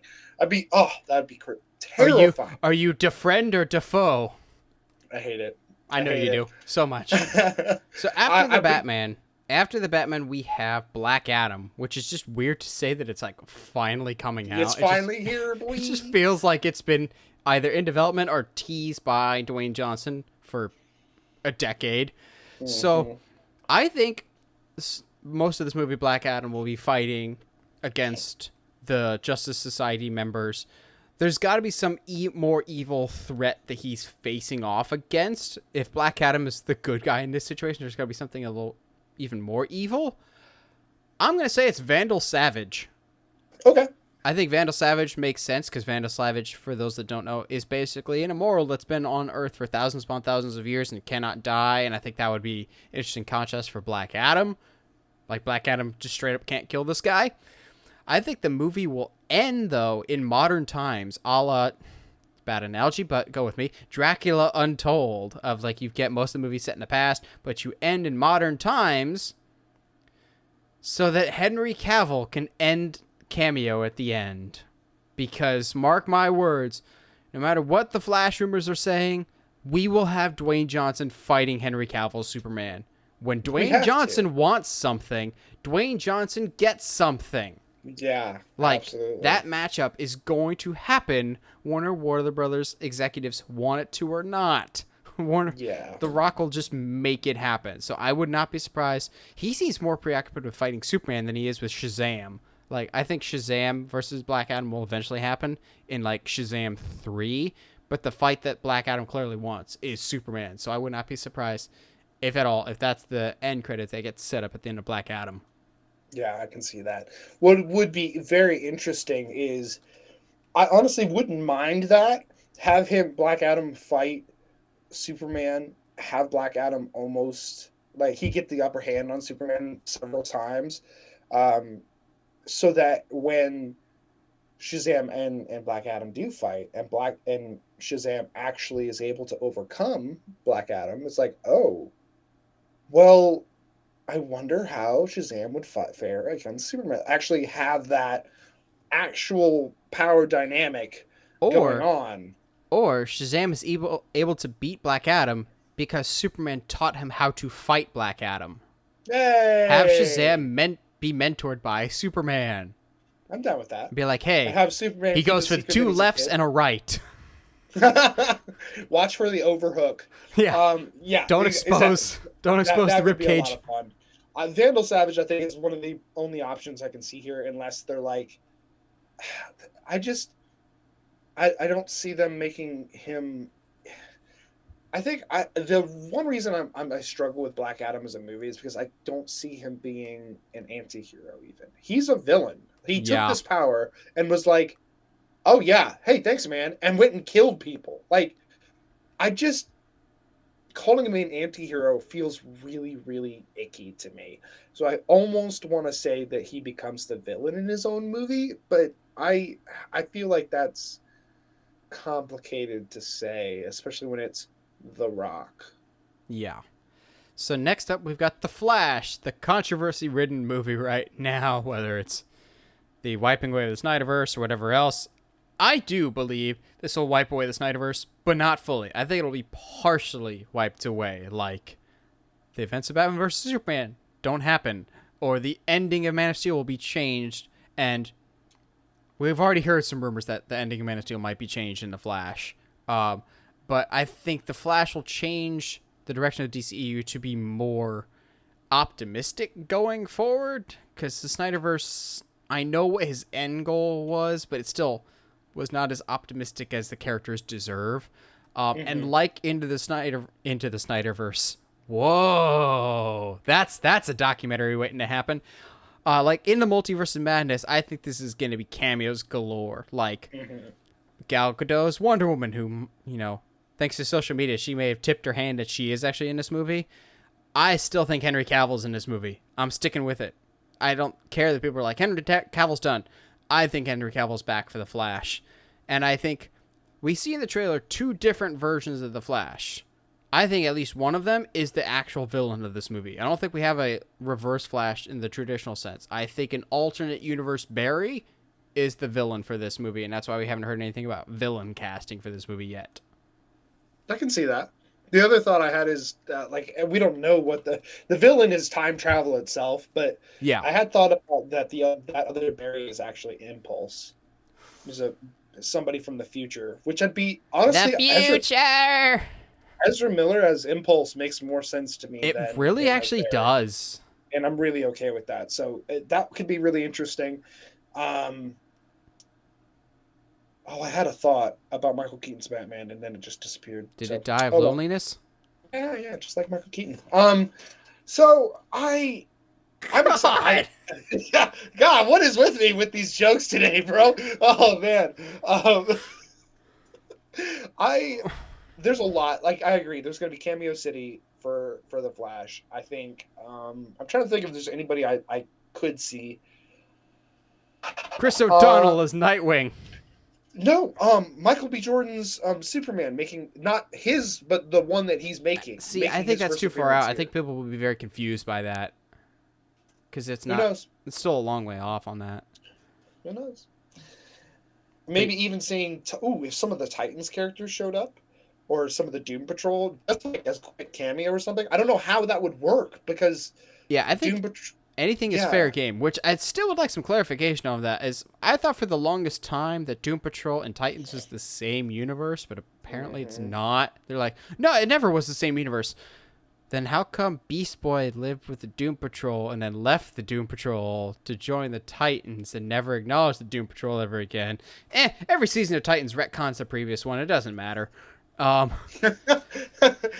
that is just about the only thing about Doom Patrol that's like actually like legitimately sketchy. Doom Patrol's sketchy in general, but that's because it's so far out there and so weird and it's cosmic, so bizarre. and like So lastly for this year we have Aquaman and the Lost Kingdom.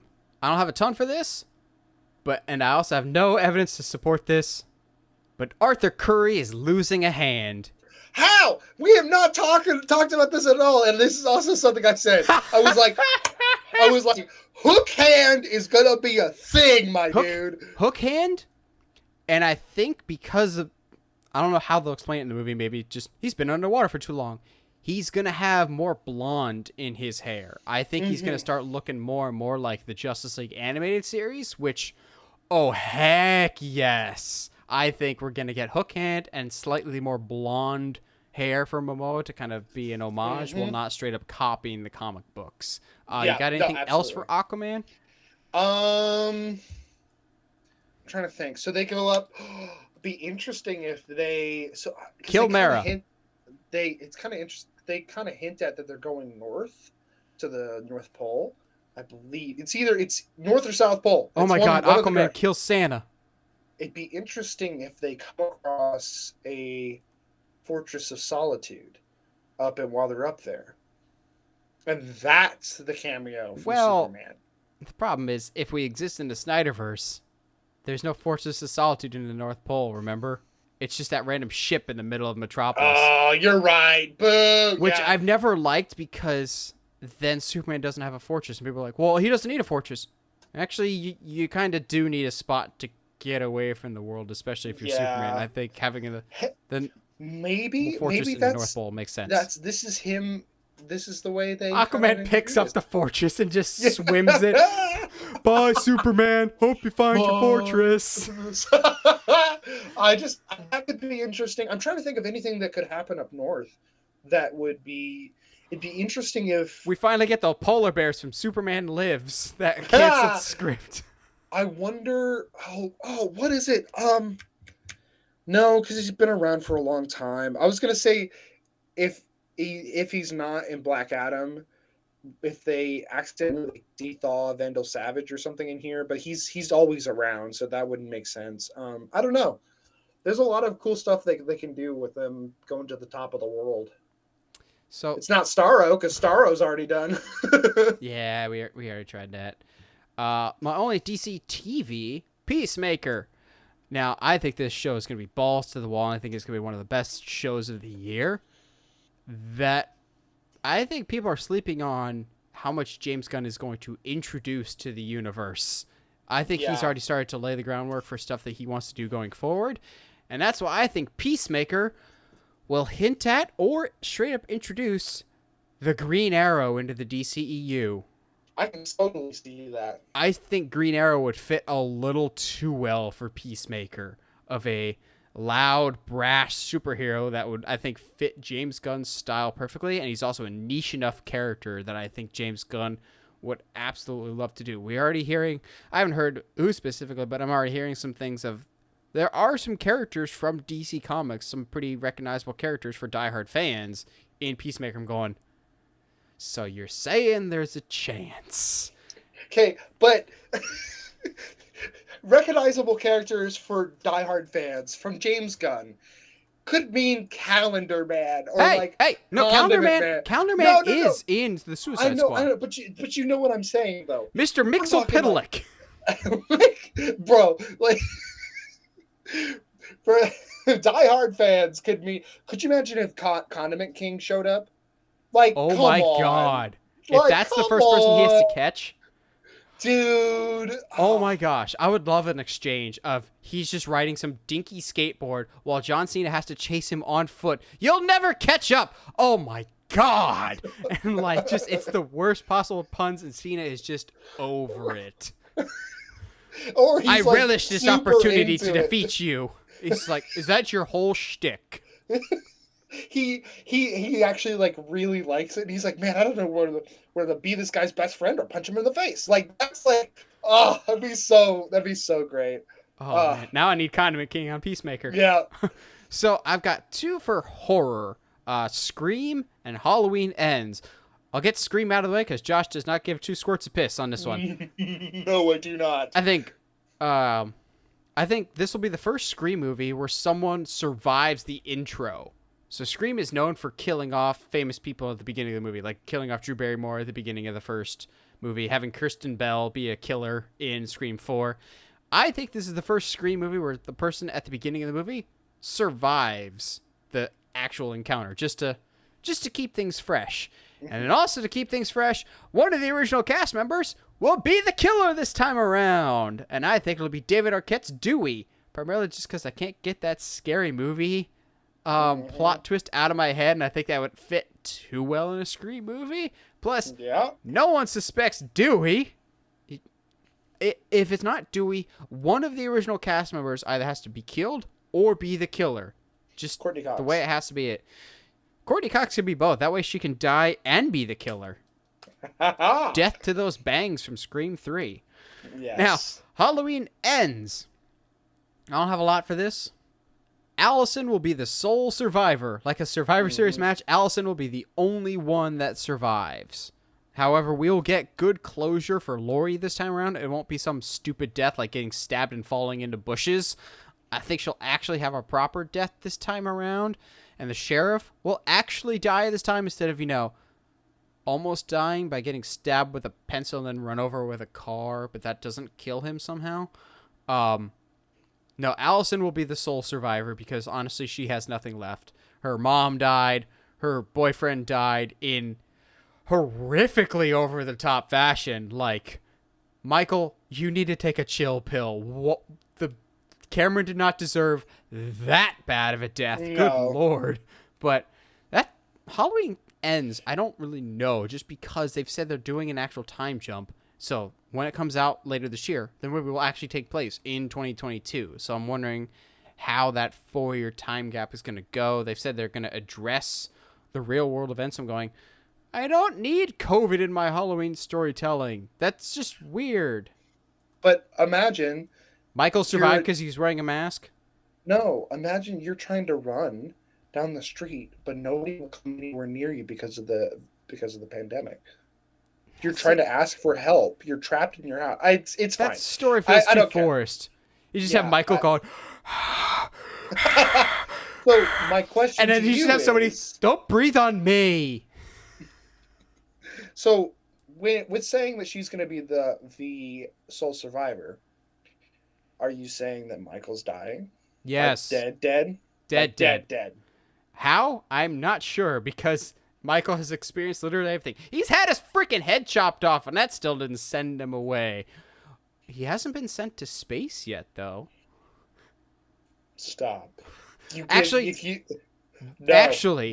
That almost happened. That did almost happen with John Carpenter. John Carpenter almost sent Michael to space for like Halloween 4 or 5 before, Halloween 4 and 5 especially had a lot of weird production issues. Quentin Tarantino has almost done a Halloween movie. Halloween's had a weird history. If they Jason X Michael Myers, I will feel obligated to go see it in theaters. Like, I won't even be mad. In space, no one comes home.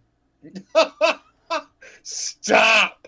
All right, my only horror one that I have, and I think this is unfortunately just the one that I've been holding on to. I don't know if it's going to ever be a thing, but we will finally get a Robert Eggers Nosferatu, and either confirmation or something. We will finally get the confirmation of that being happening, because it needs to. I can't. Northman is probably going to be one of my favorite movies of the year. Northman looks like it was made specifically for you. Yeah, I know. It's so great. I'm so excited. And I think what's exciting about it is it feels like it's going to do everything that Green Knight should have. And in that that it's going to embrace its lore, it's going to actually deal with it, but it's going to go full-fledged into, hey, this is still a barbaric time in the human race. So I'm excited about Northman, and if Northman does well, I see no issue with them being like, hey, Robert Eggers, you're really good at doing period pieces when it comes to horror and stuff like that. How about you do Nosferatu? Oof, I would be down for that. So Absolutely. My last category before I get into my general announcements / predictions is other. So random movies that don't really fit into a horror, Marvel, DC comic book subcategory. Uncharted. I've got a lot of thoughts on Uncharted of things that'll happen. I don't think we'll actually physically see Sam. They might save him for the sequel. I think Nolan North the voice of Nathan Drake in all the games, will make a cameo because he was on set for at least one day taking pictures with Tom Holland and gave it kind of an update that was really reassuring to a lot of fans. So I think he's in the movie. Also, that shot in the trailer where we see Sully with the mustache for the first time, and he's like, puberty's right around the corner, kid. You can grow your own. I think that's the opening scene from the movie. And then he shaves off the mustache and then brings it back at the end of the movie. Because that scene is almost a perfect representation of when Nate and Sully meet in Uncharted 3 for the first time in a flashback scene. The shirt on both of them. The Hawaiian shirt is perfect on Sully. The baseball shirt is perfect on Nate.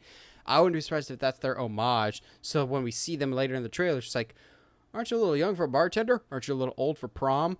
I think they already know each other at that point, and they're both trying to steal something together, and their approaches are different. Their roles for that heist are different. I think they already know each other by that point. Fantastic Beasts and the Secrets of Dumbledore. This is not a prediction. It's a spoiler. I won't be seeing this movie. No. I think... Yes, I made a Paul Heyman reference. Oh, man. I'm surprised it took me this long to make that reference. But Fantastic Beasts, The Secrets of Dumbledore, I think Newt will have a much smaller role in this movie, and going forward, I think he'll have a much smaller role, and I think Dumbledore will take on a bigger presence in these movies, because as we get further and further along, Newt Scamander's character feels more and more unnecessary and kind of distracting from the larger narrative that's taking place, which is Dumbledore versus Grindelwald. Like, that's the big matchup, whereas I feel like the only reason Newt is there is for the Fantastic Beasts title. And I know he's resonated with some people, but I don't think Newt has resonated with fans as well as other Harry Potter characters. So I wouldn't be surprised if he'll never fully go away. But I wouldn't be surprised if his role gets lessened with each passing movie. Yeah.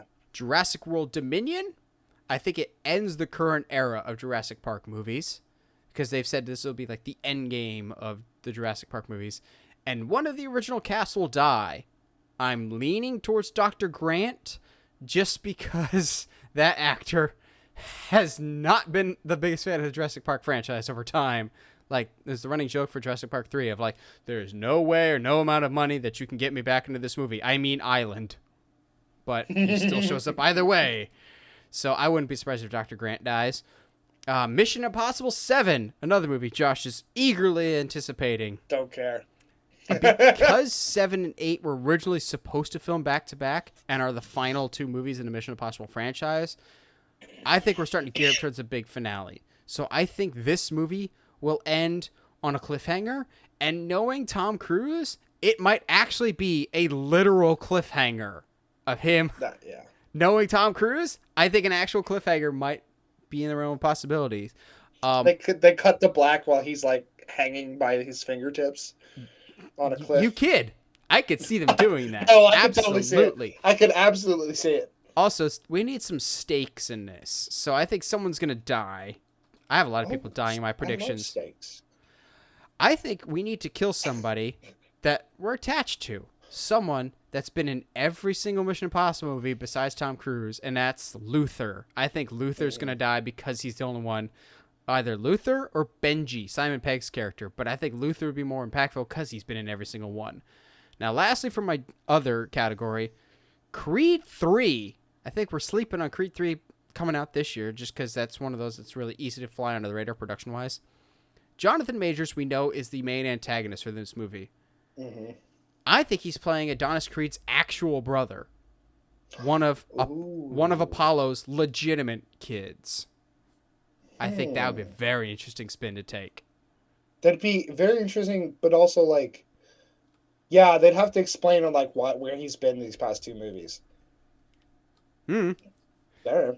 The only other I've got is I have Shadow making a cameo at the end of Sonic 2. I can see that. I can absolutely see that. All right. Or Amy, one of the two. Let's stick with Shadow. What, you don't like Amy? Who's the human character in Sonic 06? We tease her for the next movie. Sonic is going to fall in love with a human because that went over so well last time. Or the kid from Sonic X. So, lastly, we have general announcements / predictions of things that we think will either be announced or people that will be casted. Something that will happen in 2022 that will happen further down the road. Like, for example, one of my big predictions that I've said for a while, but I'm sticking with it because this will be the year that it actually goes into practice. The Warner Brothers Discovery merger will result in a brand new app. A Warner Brothers Discovery super app. We're going to get rid of HBO Max. We're going to get rid of Discovery Plus. It'll be merged into one mega app to compete with the likes of Netflix and Disney Plus. I don't know what this will be called, but with the merger supposedly going through, it's going through at a really quick pace, supposedly going through this year, I would not be surprised. The app I don't think will launch, but I think that it'll be announced this year that we're getting a completely new mega app. It'll give a chance for HBO Max to kind of rebrand itself after its very hard start that it's had out of the gate so far. And while I like the Discovery Plus app quite a bit, I think it's very underrated. I don't know if a lot of people have had it, gotten it so far, and merging it into one mega app with scripted and non-scripted content. If you merge those two apps together, you already have one of the biggest platforms possible out there that could absolutely rival a Netflix or a Disney Plus going forward, that I think could be very dangerous going forward. I think Tom Holland will become the highest paid MCU actor now that Chris Evans and Robert Downey Jr. are gone. And, oh yeah, his contract has expired. So, if Sony or Marvel want him back, they're going to have to shell out some dollar bills, y'all. Which is why I think he said, oh, you know, I'm tired. I don't feel like acting anymore. I've said for a while, I think that's a BS lie. I think that's a strategy for him to maximize his amount of payment. Because he knows how much he's worth, which is smart. He's a smart kid. I think he's about to make a lot of money. Because there's no one in the MCU that I think is more valuable to the brand right now than Spider-Man. And he knows it. He about to make some coin. Josh, do you have any general predictions before I go just further down my list? Because I got a bunch. We kind of did skip over any Star Wars stuff that we thought might happen. I didn't have a ton of Star Wars stuff this year. I didn't either. The only real things I have is we'll get confirmation that the new trilogy will be on the Sith Jedi War. I have something similar to that. I think Taika Waititi's Star Wars movie goes into production officially, and it'll be in the High Republic era. Yeah, I have that. I have, and the only other thing I have is the Ahsoka series will, and I know, you know, Sabine's already been confirmed, but I think we will full on bring through the Ahsoka series all of the Rebels lore with Thrawn and everything into the live action. So I'm talking like we'll finally find out where, oh geez, I just blanked. Where the boy is. Ezra? Ezra, there it is. I was going to say Eli, but I was like, that's not right. But where Ezra has been, I almost did it again. Where Ezra has been this whole time after he rode the whales into the sunset.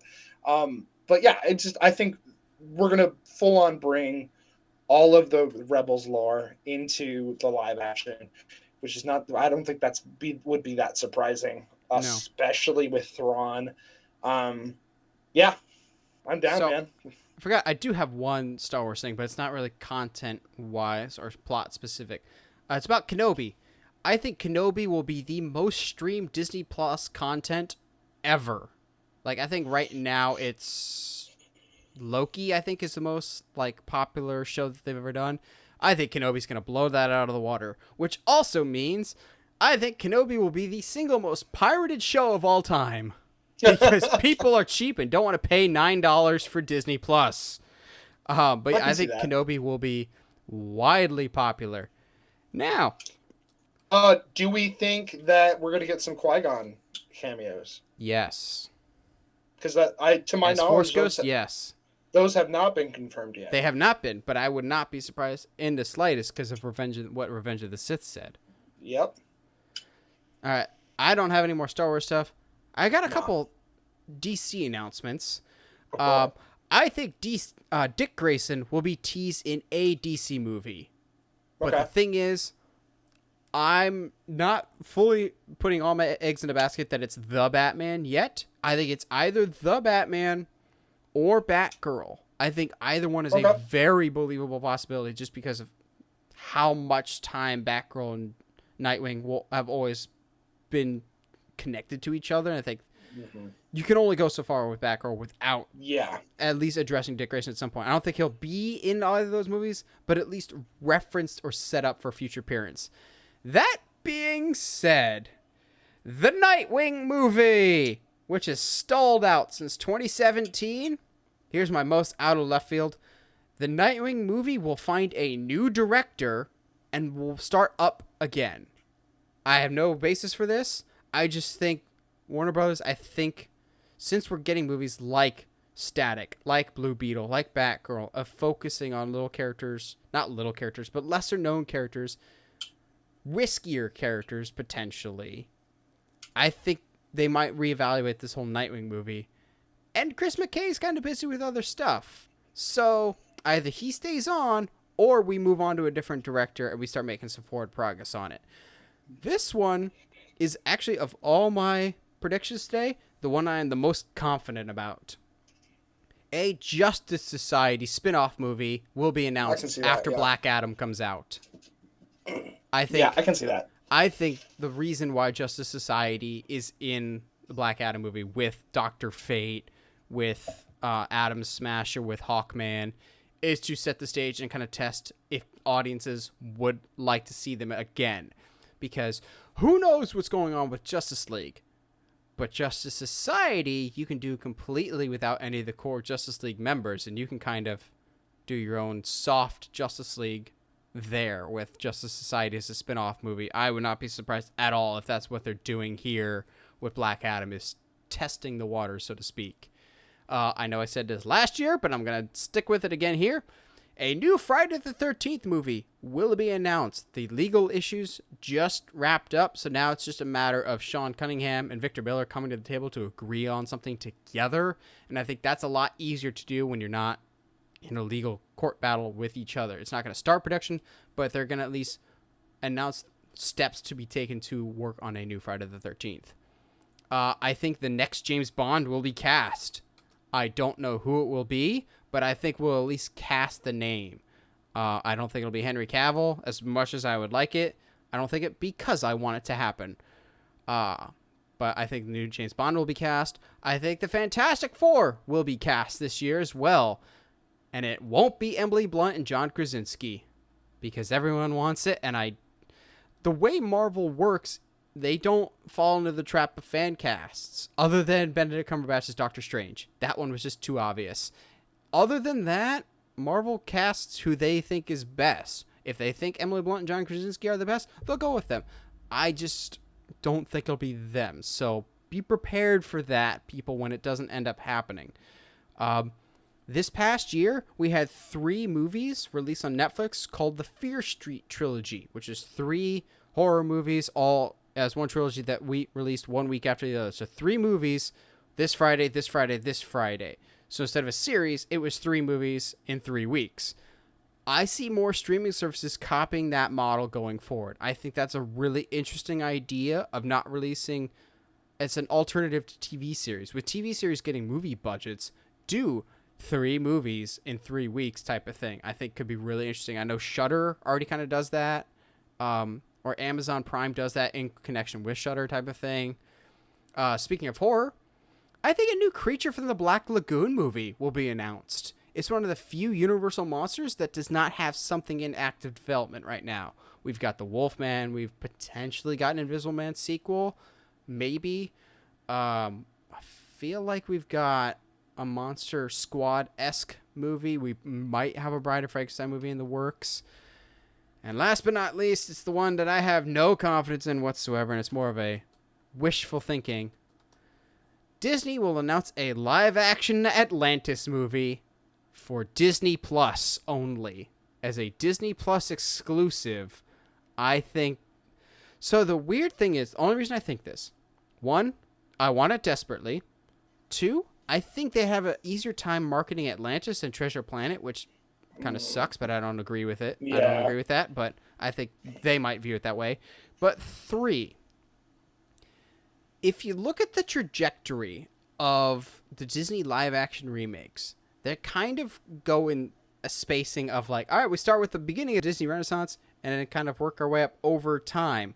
Well, we're kind of running out of Disney Renaissance stuff to remake, and we're getting closer to the early 2000s, which, if there's nostalgia money to be milked, they're going to milk that nostalgia money. Yeah. So I think it's a dark horse. It's either, if we're getting any live-action remakes from the early 2000s, we already know we're getting Lilo and Stitch, so they've proven they are interested in doing the early 2000s stuff. We've got 3 choices, I think, of stuff that I could feasibly see being a live-action remake. Atlantis, Treasure Planet, it's never going to happen, but I would love it.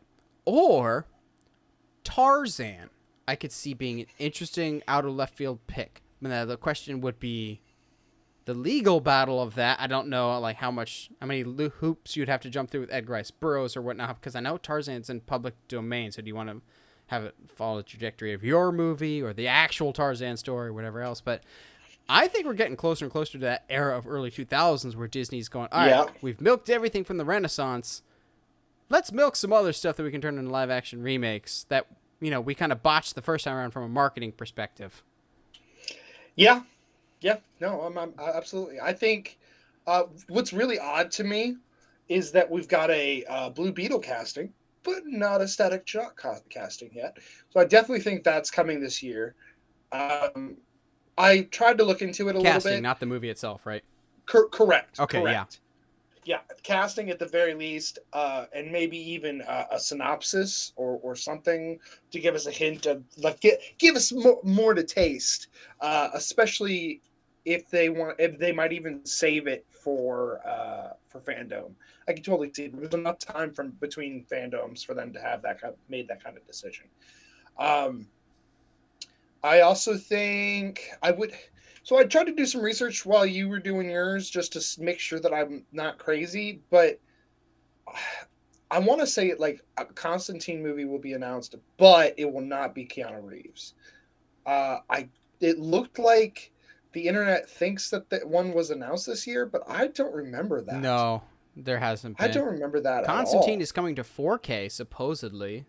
So there might be some smoke there. Like a Constantine 2, who knows? But yeah, I foresee a Constantine movie coming. Just because I wouldn't be surprised if it is Keanu, because we are in the Keanu sense. Dude. Yes. What about Constantine with David Tennant? Stop. Shut up. Take my money. Shut up. Take my money. Absolutely. Like his character with Keith David as Etrigan. Stop. Oh, dude. Let's go. Gone, so gone. The days of man, the fall of man, rise the demon Etrigan. I'm going to say Doug Jones as Dead Man. God, you were all on this. Alexander Daddario as Zatanna. Constantine, not Dark Justice League. I don't care. Justice League Dark, make it happen. Alexander Daddario as Zatanna. Honestly, here's the thing. Taika Waititi, Justice League Dark. Ana de Armas as Zatanna. Oh, say less. Say less. I, as a wish, I have no basis for this. I see a Dr. Fate movie coming, as well. I think they're trying to get more into the mystical stuff. Tying Dr. Fate in with Zatanna would be ideal, but I'll take. They're whatever. doing it in Young Justice, so somebody called it. Yeah.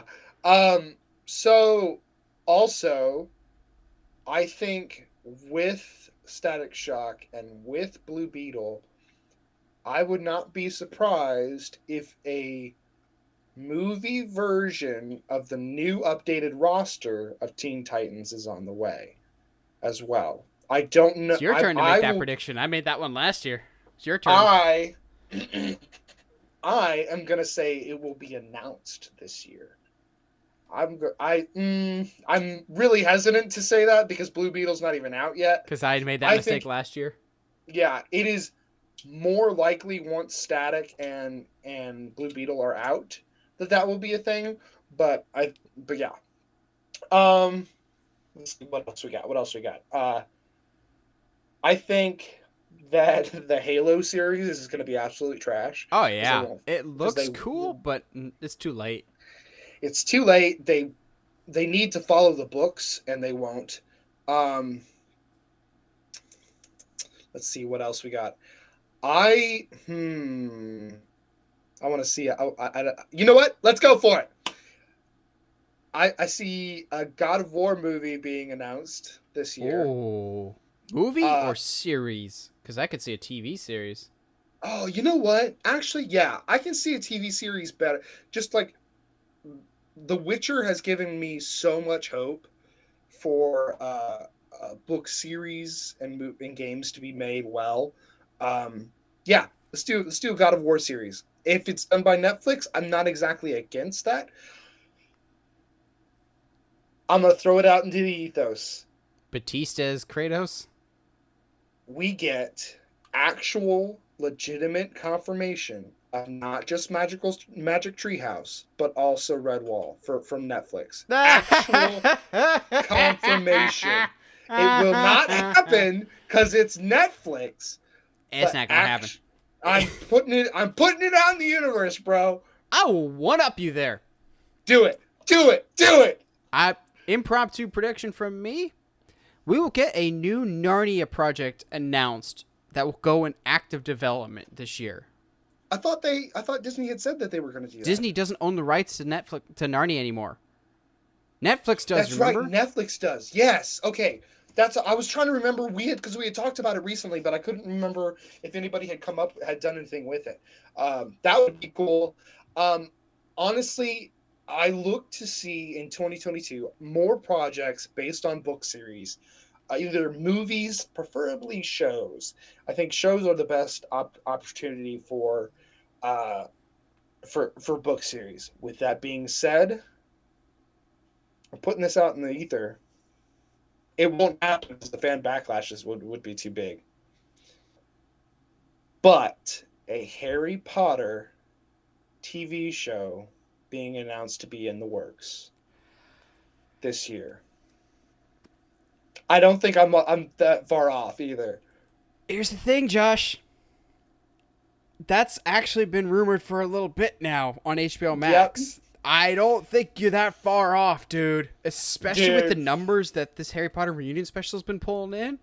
I think this is one of the safest bets Josh has ever made, actually. I'm with Josh on this. Yeah. I think a Harry Potter series would be announced this year. I'm in complete agreement with you on this one. Because it would shut everyone up. The books are better than the movies. Yes, but the show does it right. So shut up, you cursed child. Wink, wink. No. We leave Cursed Child out of this. Leave that out of this. I want none of that. It's the redheaded stepchild. Gosh. It's the middle child. No one remembers it. I think more and more companies are finding that book series are great ways. Like, they just look better in a TV format. So I think that'll probably be the last for me, because I'm pulling things out of a hat at this point. But I think, if anything, but just Disney and Marvel have just made me feel like anything's possible. Anything is possible. Anything's possible. And you know what? Except the Man of Steel sequel. I'm going to put energy into all of that into the universe this year. You know what? 2022 is the year that anything is possible for movies. All right. On that optimism that Josh has just put forth, what do you guys think? What are some of your most out there predictions, or some of your safest predictions for the movie world in 2022? What do you think is going to get announced? What do you think is going to be a big hit, a big miss? What are some of your bold and outlandish predictions for this year? Let us know in the comments. I always like hearing from you guys. If you want, help us out. Let's get in 2022 to 700 subscribers on the YouTube channel. I think we're at like 558 right now. Let's get to 700 on the YouTube channel this year, And my goal is also 2,000 listens. I think we could definitely get there this year. I think that's an attainable goal. 2,000 listens wherever you get your podcast. We all get it up in the stats. I'll tell us at the end of the year what we look like. And 700 subscribers on YouTube. So if you haven't already subscribed us on YouTube, we're always toying and think about new ideas of what we can do over there. And as always, if you like what you see both on YouTube and what you hear on the podcast, subscribe to us wherever you get your podcast, whether it's iTunes, Spotify, Google Podcasts. And as always, stay sharp, movie guys and gals.